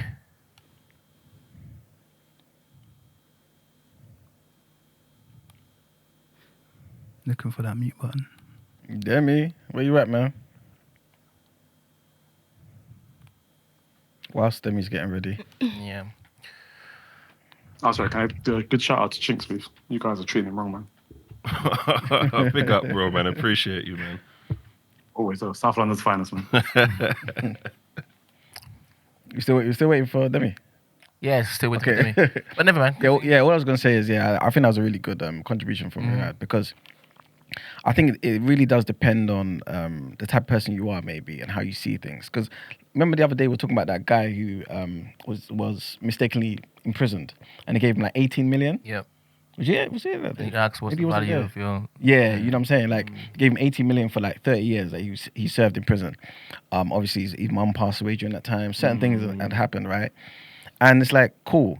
Even if you thought to yourself, if he lived maybe an average life, and I gave him all the money that the average salary would be, etc., is that really the same? Like, does real reparations come from the fact that if I killed you, I don't set you up in life, set up your descendants in life to live an amazing life, or does it come from the fact that somebody from my side has to die too? Do you get what I'm saying? And that's a conversation that needs to be had, because some people might feel as though, cool, you're big enough now to give us back what you took from us monetarily, but really the disparity should be shown in such a way that I have to suffer and come down. Do you get what I'm saying? So that you have to come back up. Do you get what I'm saying? Because people see it in that particular way. And I think Mirad made a good point there to even introduce that. Well, I think the point that he made that kind of agrees with what you just said is the fact that if the true compensation was paid, it would be insurmountable. That's the bottom line. On an individual basis, it would be insurmountable. Yeah. And that's why it's almost self-defeating trying to even have that discussion. Yeah. It's sometimes, in some ways, maybe we have to settle for the more calculable, kind of like straightforward discussion. Even though we know that's not fair compensation, at least it's a starting point where we could bring them to the table. If you start talking about, getting equivalent of what, for instance, the certain people in the Middle East are getting paid out yearly, and backdating that, they'll say, forget it. Yeah. We won't even, you know what I mean? It's like there's not enough money in the world to pay you off. Yeah. So I mean, this is the issue. Yeah. But I think that also ties into his point that that's the reason why we will never get it. Because even though you're not asking for infinity, a large number that feels like infinity is something I can't part with. Do you know what I'm saying? Because I know the crimes I did to you was heinous. And the only thing acceptable is something that makes the whole world say, you know what, well done. And I can't give you well done money because I will suffer. Everyone in this country will suffer. The empire will collapse. Inflation will be crazy. You know what I'm saying? Payment plan. Good morning, Demi. Klarna, we're going to Klarna our reparation. Sorry. Is your mic working now? Yeah, can you hear me? Wonderful. Yes, we can. Oh, okay, cool. Yeah, I don't know what was going on there. I think the powers that be were trying to get me. Don't mind them. Yeah. Well, morning, everyone. Yeah, I just wanted to just weigh in on the whole discussion about racism. I think I really like listening to Andrew's theories. I do tend to like agree with a lot of what Andrew said already about the racism issue and the definition. I think my specific point that I thought was interesting was the thing about the definition specifically of racism. I feel like there was a bit of a back and forth on that, and to my mind, I don't understand why. Well, I find it difficult to kind of to understand why the systemic definition of racism isn't necessarily like being especially within this sort of setting or this sort of group. Like this systemic definition is not or shouldn't be the prevalent one, or unless maybe I've misunderstood that argument when I've sort of caught it.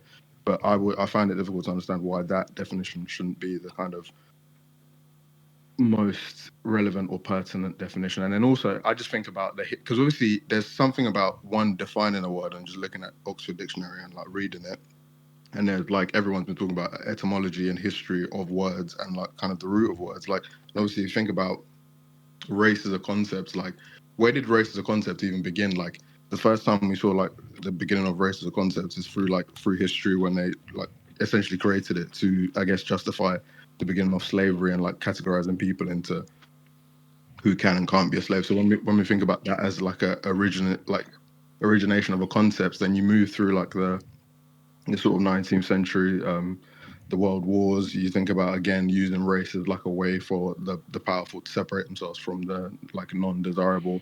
Then you move through like the 20th century, and then you think about like how again race has been used to like segregate black and white people. Like so throughout the whole existence of the word race, the words race or racism, it usually comes from a place of power and privilege that subjugates another group or attempts to subjugate another group, whether it's from the beginning, whether it's from all the scientific racism stuff when they were doing all the testing on people. Like, so I like obviously I understand that like let's say in the actual dictionary it might talk about one-on-one racism, but like throughout the history, throughout like etymology, throughout like everything that's happened with this word and concept, like we know that that doesn't really play a part. So that's where I can't understand why we can't accept the definition as what it actually has been, or what I see as Andrew's obviously like well articulated probably better than me, and kind of the history of the whole concept. So I don't get why that's so difficult to digest.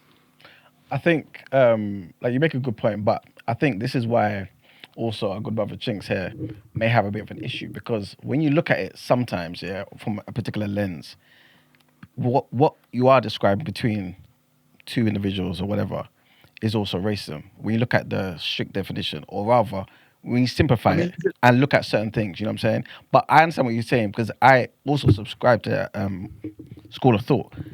I'll give you an analogy. You might say, okay, cool, what is a car? Everyone knows when you go outside, you expect the car to have 4 wheels. Remember back in the day, you could have cars with 3 wheels. Do you know what I'm saying?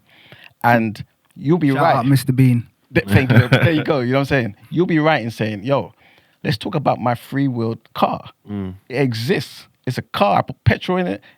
All of the above. But the reality is most people, when we're talking, know that a car is 4 wheels. And I think the main thing is like racism, the real definition, when you go into the detail and not just a standard dictionary definition, it has that component of power. Like Andrew said, it comes from the whole systemic issue. Do you know what I'm saying? You're not wrong in what you're saying, though. Do you get what I'm saying? Yeah. And but then I feel like you just can't and I think you summed it up perfectly. It's only the subject that does this. No, sorry, but Demi, when go you on. talk about like sorry. Fine. No, go on. Sorry, you finished. No, it's all right. Go on. Hello. Can you hear us? Sorry, I was just gonna say, just that last bit that you summarized, where you said, yeah, obviously, if you look beyond like a 2 senses of like, even in the actual official definitions, you'll find mentions of policies and kind of structural like racism. Like obviously this interpersonal thing, I guess. I'm not even like like I said, when you think about the history of like race and racism and the ism that attached to it, because ultimately, like anything with an ism, like that's like that's. I just feel like it's bigger than like a one line or one sentence definition, and you can't think that that is enough to basically encompass this long hundreds years of history of this word. Like it's more than just like something. Like obviously I get that it's not like when people say bad things about each other like face to face, whatever, that's not a good thing. But I don't know if I would. It's difficult to even say necessarily that I see that as like racism in the sense of when you talk about like studying history and understanding sociology and the roots of everything that's happened. I just don't know if that word should be almost watered down to that like that one-to-one interaction thing anymore. I don't know if that applies. Yeah. But Demi, you first said that you weren't sure why we were saying we're putting interpersonal above systematic. Is that what you said at the beginning? Basically. Yeah. But I don't think anyone was making that point that interpersonal was above systematic. Neither myself or Chinks said that. I think both me and Chinks both acknowledged that both existed. I think the argument we were making is that while me and Chinks acknowledge that both existed, and obviously systematic is above interpersonal. I don't think either of us made that point. It seemed to us that on the other side, there was an acknowledgement that interpersonal even existed. Because if interpersonal, if you don't acknowledge interpersonal doesn't, if you decide interpersonal doesn't exist, then you can come up with statements like black people can't be racist, and that makes sense if interpersonal doesn't exist. Yeah. If you have to acknowledge interpersonal exists, then the black person people can't be racist statement cannot be correct. I think that's what I'm saying. Can I just? If definitions, if you can't acknowledge certain definitions, then if certain definitions aren't acknowledged, then the knock-on effect means statements like black people can't be racist are valid. Sure. Let me just quickly respond to that. Though. So I was jumping in and out a bit, so I didn't quite catch exactly. There we go. Yeah, fair enough. I understood it. But essentially, so you're saying that we should just acknowledge this, like interpersonal. But then I guess to what end? Like to what end? So you want to no end. Just acknowledge it exists. That's it. Because it creates divide, but innit? let's actually get into that. Though. Like, but if you're not going to acknowledge me, can I just say if a definition falls apart the moment you bring something up, then in my view it's not a very good definition. So for instance, I gave the example of between cultures, you know what I mean, Jamaican or Bayesian culture, you have exactly the same phenomena between Yoruba and Igbo. They're not doing it based on someone being light-skinned or dark-skinned or medium-toned, all of which those cultures have all of those. What if they are? No, but I'm saying they're not. Well, what if they are? Because it's possible. And there's a word for that. It's called tribalism. They're not. So no. It's the same phenomena we're discussing. So if we can acknowledge that in that circumstance, it's not based on race, it's based on a cultural difference, then that's not a very good definition for it. You have to come up with a different word. Tribalism. I think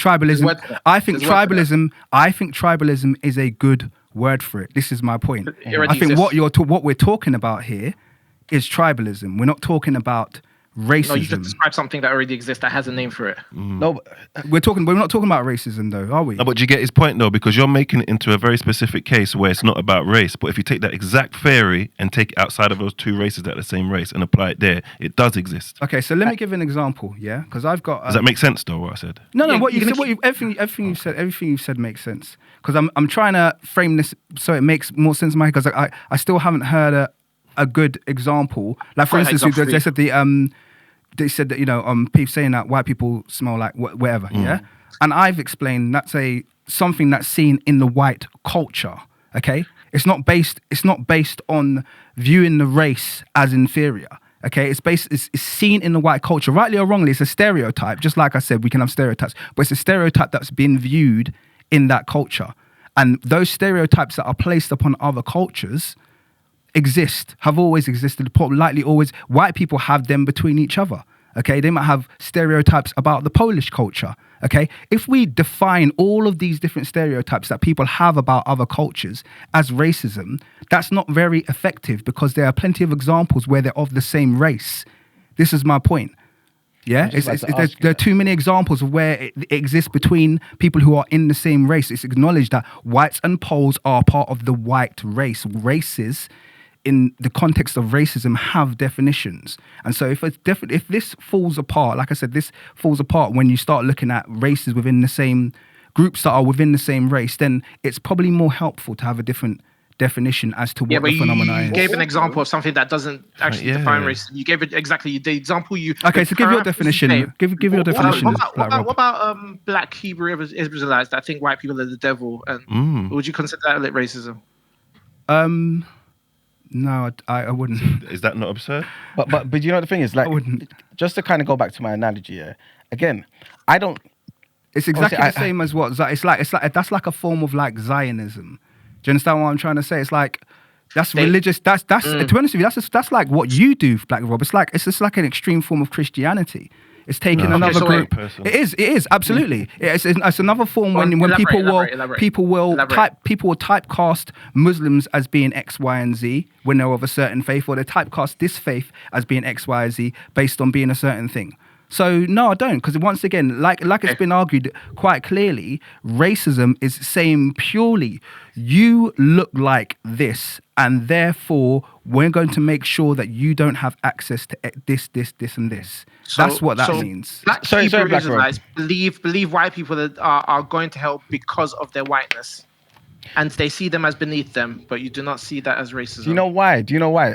I think to add on to that point, it's because Black Hebrew Israelites also see Africans as evil people too. So and also, we are also just generalizing now. There are other types of Hebrew Israelites. So when some of them, you asked the example, I gave you one, and it fits the bill, but you don't want to. No, keep moving the goalpost. No, it fits the bill for you. It fits the bill for you. What I'm trying to say is, listen. Nothing to do with it. Sorry. Emmanuel's talking now to Black Rob. Let's have this back and forth until that's exhausted, please. The reason why I'm saying that is because, just to kind of add on to Andrew's point, is that the same treatment that a Hebrew Israelite is given to a white person is given to an African person. So how can you tell me it's based on race if I'm giving it to somebody who's of the same race as me? So he's saying, let's have a definition that shows the difference between the two of them. For example, when I spoke about cars having 4 wheels, we know Mr. Bean's car exists. But at the same time, if we say, okay, cool, if we then say, okay, cool, vehicles or whatever it is that have 3 wheels are also cars. What about them guys in Oxford Circus who are peddling people about on the 3 wheels? Are they also cars too? No. You know what I'm saying? So it's more so just about being specific so that we understand the issue. And if we're not specific, what happens is the bigger thing, and you might say, why is that bigger to you? Right, is that certain things kind of get swept under the rug when the reality is. I never said that systematic isn't less. No, but it's got a point though, because none of us ever said that. But that's why I just said. So Because say for example that perfect analogy you just used. Yeah. If you say to me, all cars have 4 wheels, what is that? Is that a fact? It wouldn't be a fact. That's all I'm saying. I never disagreed with nothing you lot said about systemic. The only issue we took was that black people can't be racist. But remember, nobody. And in terms of definitions today, there was loads of disagreement. No, in terms of when you spoke about the interpersonal stuff, nobody disagreed with that and said that was interpersonal racism. It was a while until it is. You can see they did. It was a while until you can. Yeah, but I think no. So and I want to make it clear. Like obviously, I think the subject is getting a bit tiresome. I haven't changed my position in that I don't think racism is the right word for it. And I think I've said that over and over quite clearly. I'm happy to concede for the sake of like moving forward, but I don't think racism is the right word for it. I think it's lazy, and I think what it is a lot of the time when racism is applied, a lot of time it's just like it's kind of victim finding. It's kind of like, well, white people have done this and black people are over here and I want to equate their behaviors and act like they've all been acting the same. And it's not always the case. In fact, it's very rarely the case. And what I refuse to do is accept that black people are just the same as potentially just the same historically, as in like what we've seen. You know, these groups of black people are historically exactly the same, and if they were in power, they'd be doing exactly. We don't know any of that. All we have is a track record of history that we know about, where this one form of racism was inflicted globally, and put another group at a disadvantage. And now, in the modern era, we're taking every phenomena of stereotyping and calling it the same thing, giving it the same name as this big structure that has defined poverty, genocides, all of these things. We're giving it the same name. That's what I find. I do take offense to that. Do you know what I mean? It's like you can't call this the same. Aren't you doing the same thing? What's that? By I do think saying we found the middle ground, though. I do think we found the middle ground. Sorry, Chinks, agree with me. Sorry, I so do think we found the middle ground because I think at the beginning you said black people can't be racist, and we discounted interpersonal relationship. Eventually, you accepted that interpersonal relationship racism does exist, and therefore black people can be racism. But then also Andrew thinks that the term doesn't fit for purpose, which is a personal opinion. But then so I think all these things can coexist. So that's fine. Yes and no. The thing is, it's more so accepting. It's more so accepting that black people can be racist. If we accept the interpersonal racism thing as racist, why is it? Yeah, exactly, why is it? If I don't. Why is it? Because I don't accept it as racism. I'm just Yeah, being and that's honest a with you. I personal just opinion. don't. So Yeah, exactly. I don't accept it as racism. We've argued two facts at the beginning, and then you've ended it off with what your opinion is, which is fine. So we've No. I think What that's I've done is made clear because I don't like people speaking for me. First of all, so I want to make my position very clear. So that If he quotes you though, it's not speaking for you. If he quotes you, Yeah, no, but I want to make very, very clear what my position on the matter was, which I thought I did with the various kind of like illustrations of them. But the point is that I don't think it's a sufficient term. You can't call that's the. I'm not going to move from that point. You can't I'm with call you. the two phenomena the same thing. And so therefore, turning around and just calling, well, he can be racist, and he's. Like, you know what I mean, written in these laws and killed 60 black people in a village somewhere and done all this, that, and the other. And he's racist too. And all he's done is said, oh yeah, white people smell like sock. No, come on. Like, but aren't you? We can't use the same. Aren't you doing the same terms. thing though? Go on. By you expressed saying your that black position people quite well. can't You be said that. racist, you're doing the same thing and not separating them, aren't you? What do you mean? Because you know systemic racism exists and interpersonal. So you deliberately choosing to not highlight which one you're referring to and saying in total blanket statement, knowing the dictionary word and the definition exists, No, that because black I people don't can't be think it does racist. You're doing the exist. same thing, That's no? my You know point why? is I just don't agree with that definition of racism. And you're saying this. You're saying it's dictionary. Actually, the definition of racism. No, it's not an opinion. It's not an opinion because the definition. I think I don't agree. One second, please, man. Stephen, please. I don't want to mute you, Thank Black you. Rob. Come on. With the definition of racism, historical definition of racism, for the longest time in history, has actually agreed with the systemic one. That's the one not just for me. You can look at people who are kind of like experts in race. Tim Rice is a white man, this, that, and the other. They'll give you the definition of racism. Their definition of racism is the one that I'm giving you. So this kind of like, you're arguing like it has longevity in terms of our understanding of the term, but this idea of like interpersonal racism, it's like, no, for the longest period that I've been alive, stereotype was used to describe the thing that you're talking about. It was called stereotyping someone. And actually it was very easy and quite clear to be able to separate between the two. And white people actually acknowledged that really they can't be the recipients of racism in the system that they live in. That's been widely acknowledged for a large part of history. It's like, how can we be recipients of racism when the entire structure is set up to benefit us? So I'm not going to sit here now. I feel it's kind of revisionist for me to sit here now and say, oh, well, I accept those things are called the same thing. I don't. So if you want to go back and disregard, Okay, well done, Black Rob. if you want to disregard the definition of what it is now and go back to one historically that makes sense to fit your argument, if a white man turns around and says to you legally, you weren't even classed as humans, and I want to treat you based off that, is that okay to do? But it's not a historical definition. The definition that we're talking about is something that exists today within all the dictionaries that you're pointing to as well. What's it? Because I noticed Christy put the definition in there, structural and it definitions fit of with. racism are within the dictionaries that you're pointing at. It's Say that again, sorry, I don't- 1A, 1B. What racism? Hello. Say again, Yeah, Dennis. so when we talk about racism, it talks about interpersonal, but also talks about systemic oppression of racial groups. Like it's like a 1A, 1B, like Merriam-Webster. So it talks about both of them. Yeah. Bingo. Yes. No, but what I'm saying is when. And then you're siding with Andrew, who's deliberately taken to a part on a time when they didn't both exist. So you just kind of poked a hole in your own argument. No, but Chinks, he's No, basically I saying didn't. that No, I the whole didn't. thing No, about you were saying making a point. humans, that black people are not humans, that's not something that exists. That's only historical. But the definition that Andrew's talking about is something that's still It's is today, historical it's and is active still today. present today. Do you get what But I'm that's saying? not the definition today. It is. It's No, not. it It is still the encompasses it. Of definition course it today. is. Yeah. It's not the No, of course definition. it is. As in Merriam-Webster, 1A, 1B, like it's the definition today. So Chinks, let me give you an example, yeah? Encompassing that definition. Chinks, let me give you an example. Yeah, we just said it's Chinks, one second. Let me give you an example, Chinks, yeah? So the word woke, for instance, we spoke about that idiot earlier. Piers Morgan. Piers Morgan, yeah? The word woke, coined by black people in the early 2000s, yeah? To discuss groups of people who had come to an enlightenment and awakening about their position in life, okay?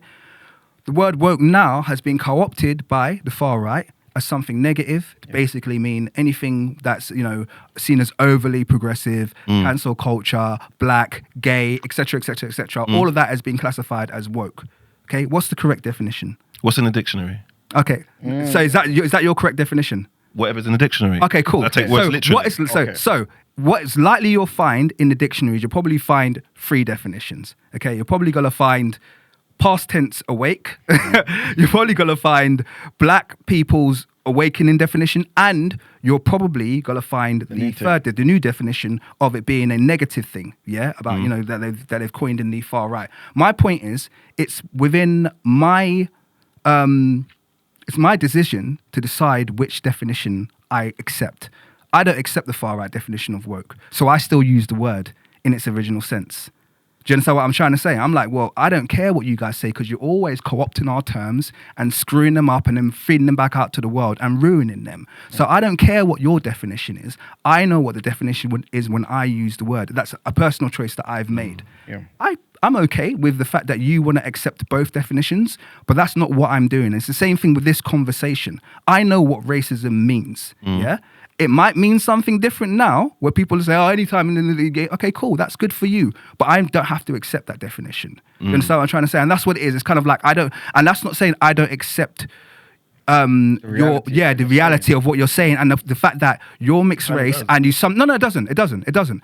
I accept your position in that, saying you've been in situations with black people where you felt like you've been the recipient of treatment. I'm not even trying to go there with it. Yeah, no, not it's even just you. the word. Yeah. Okay, cool. Well, I've just given you my example. And so the my point is dictionary that, backs up my stance. Okay, and the But it dictionary seems like backs up the far right for woke. That's what I'm trying to say, and I reject it. But if there's a dictionary definition, can you understand why I think you said you're being disingenuous by disregarding stuff that's fact? So as long as you think it's disingenuous for me to also discard the far right's definition of woke, do you think that's disingenuous or just a personal choice? No, the definition. Yeah, definition. Is that in the dictionary? Probably. I'd imagine they'll both be in the dictionary. That's why some people would say you're being disingenuous. Okay. Because everything you've said, even though I've not disregarded nothing you've said, I've never said nothing incorrect or you was wrong about systemic racism. That's not my argument. That's not a hill I'm willing to die on. That's not something I disagree with. And even though I'm not a fully black person, that's probably something I've experienced myself. That's not what I'm trying to do. The only issue I have is the language. So it's literally that's it. It's not about meaning. It's literally the meaning of the definition and not the implication. It's the convenience of when a word means a word, the word don't mean what it means when you don't want it to mean what it means. Would you argue that we all Stop, please. Would you argue that we all kind of do that in life? Of course. That's how we started. Okay. We started by recognizing. Yeah. You started by saying we all be racist. So we all can be racist then. Which is my fucking point. Not that we can all be racist, but that we're all kind of pick and choose. Pick and choose when we want to. Because the reality is, I don't want to pick for you, but I feel like we'll be on the same sort of understanding on what a woman is.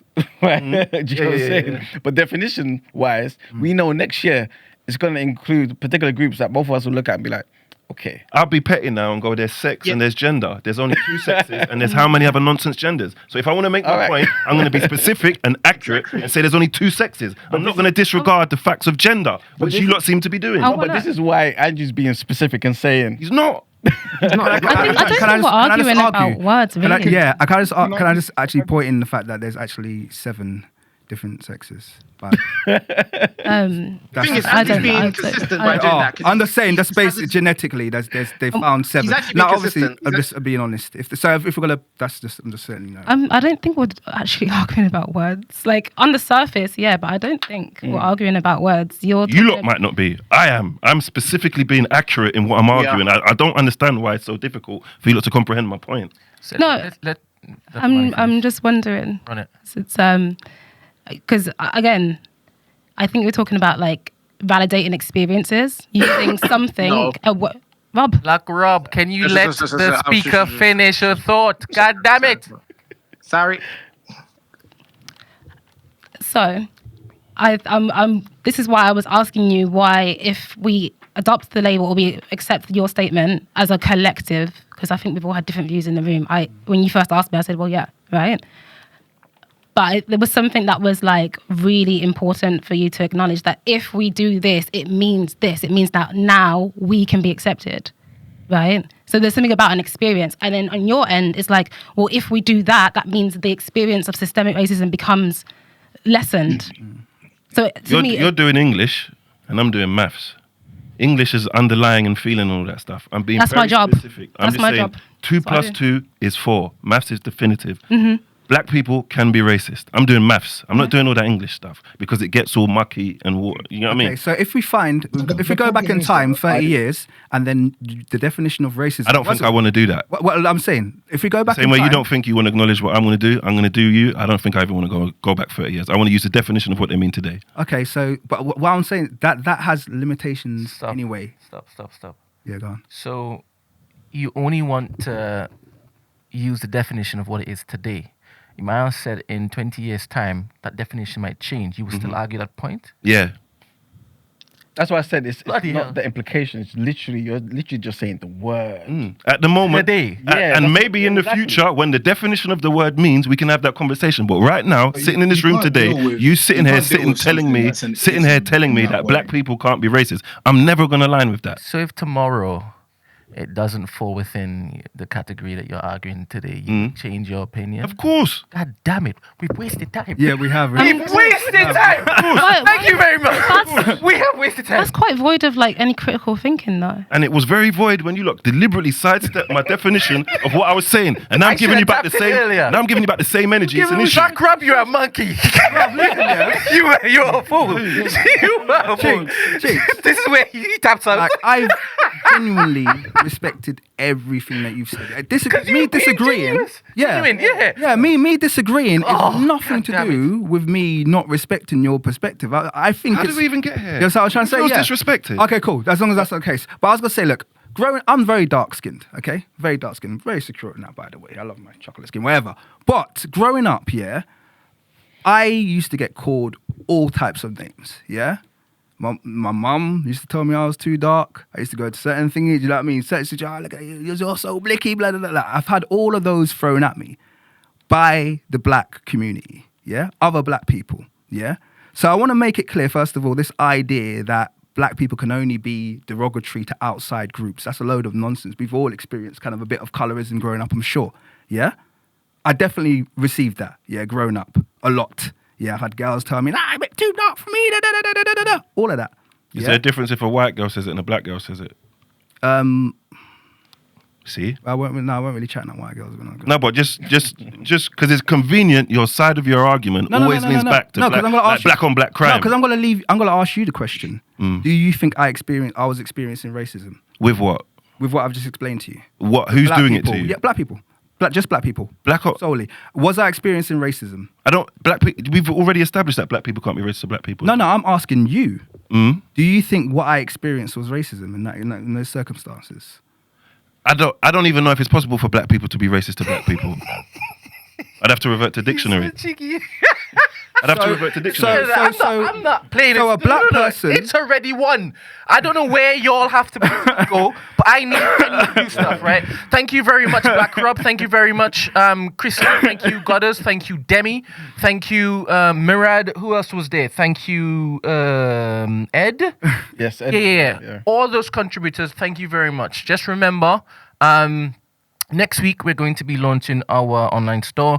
The Patreon people are going to be getting this before the normal community. We have had a fantastic conversation today. I've enjoyed every single aspect of it. Only when it is, I clocked that this may have been a wind-up. Then I was like, I'm vexed. You know what I'm saying? Because I thought every single aspect was genuine. I love this kind of stuff, innit? But there's too many hours in the day that I need to use to do stuff. And I realized that I am an idiot. I am an absolute idiot. So, thank you very much, people. Thank you, Dr. Mine, for coming in. Thank you, again, another family member. I appreciate you greatly. Come back anytime. Open door policy. Thank you, brother.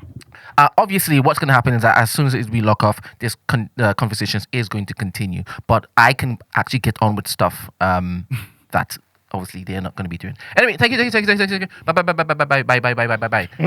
Bye. Bye.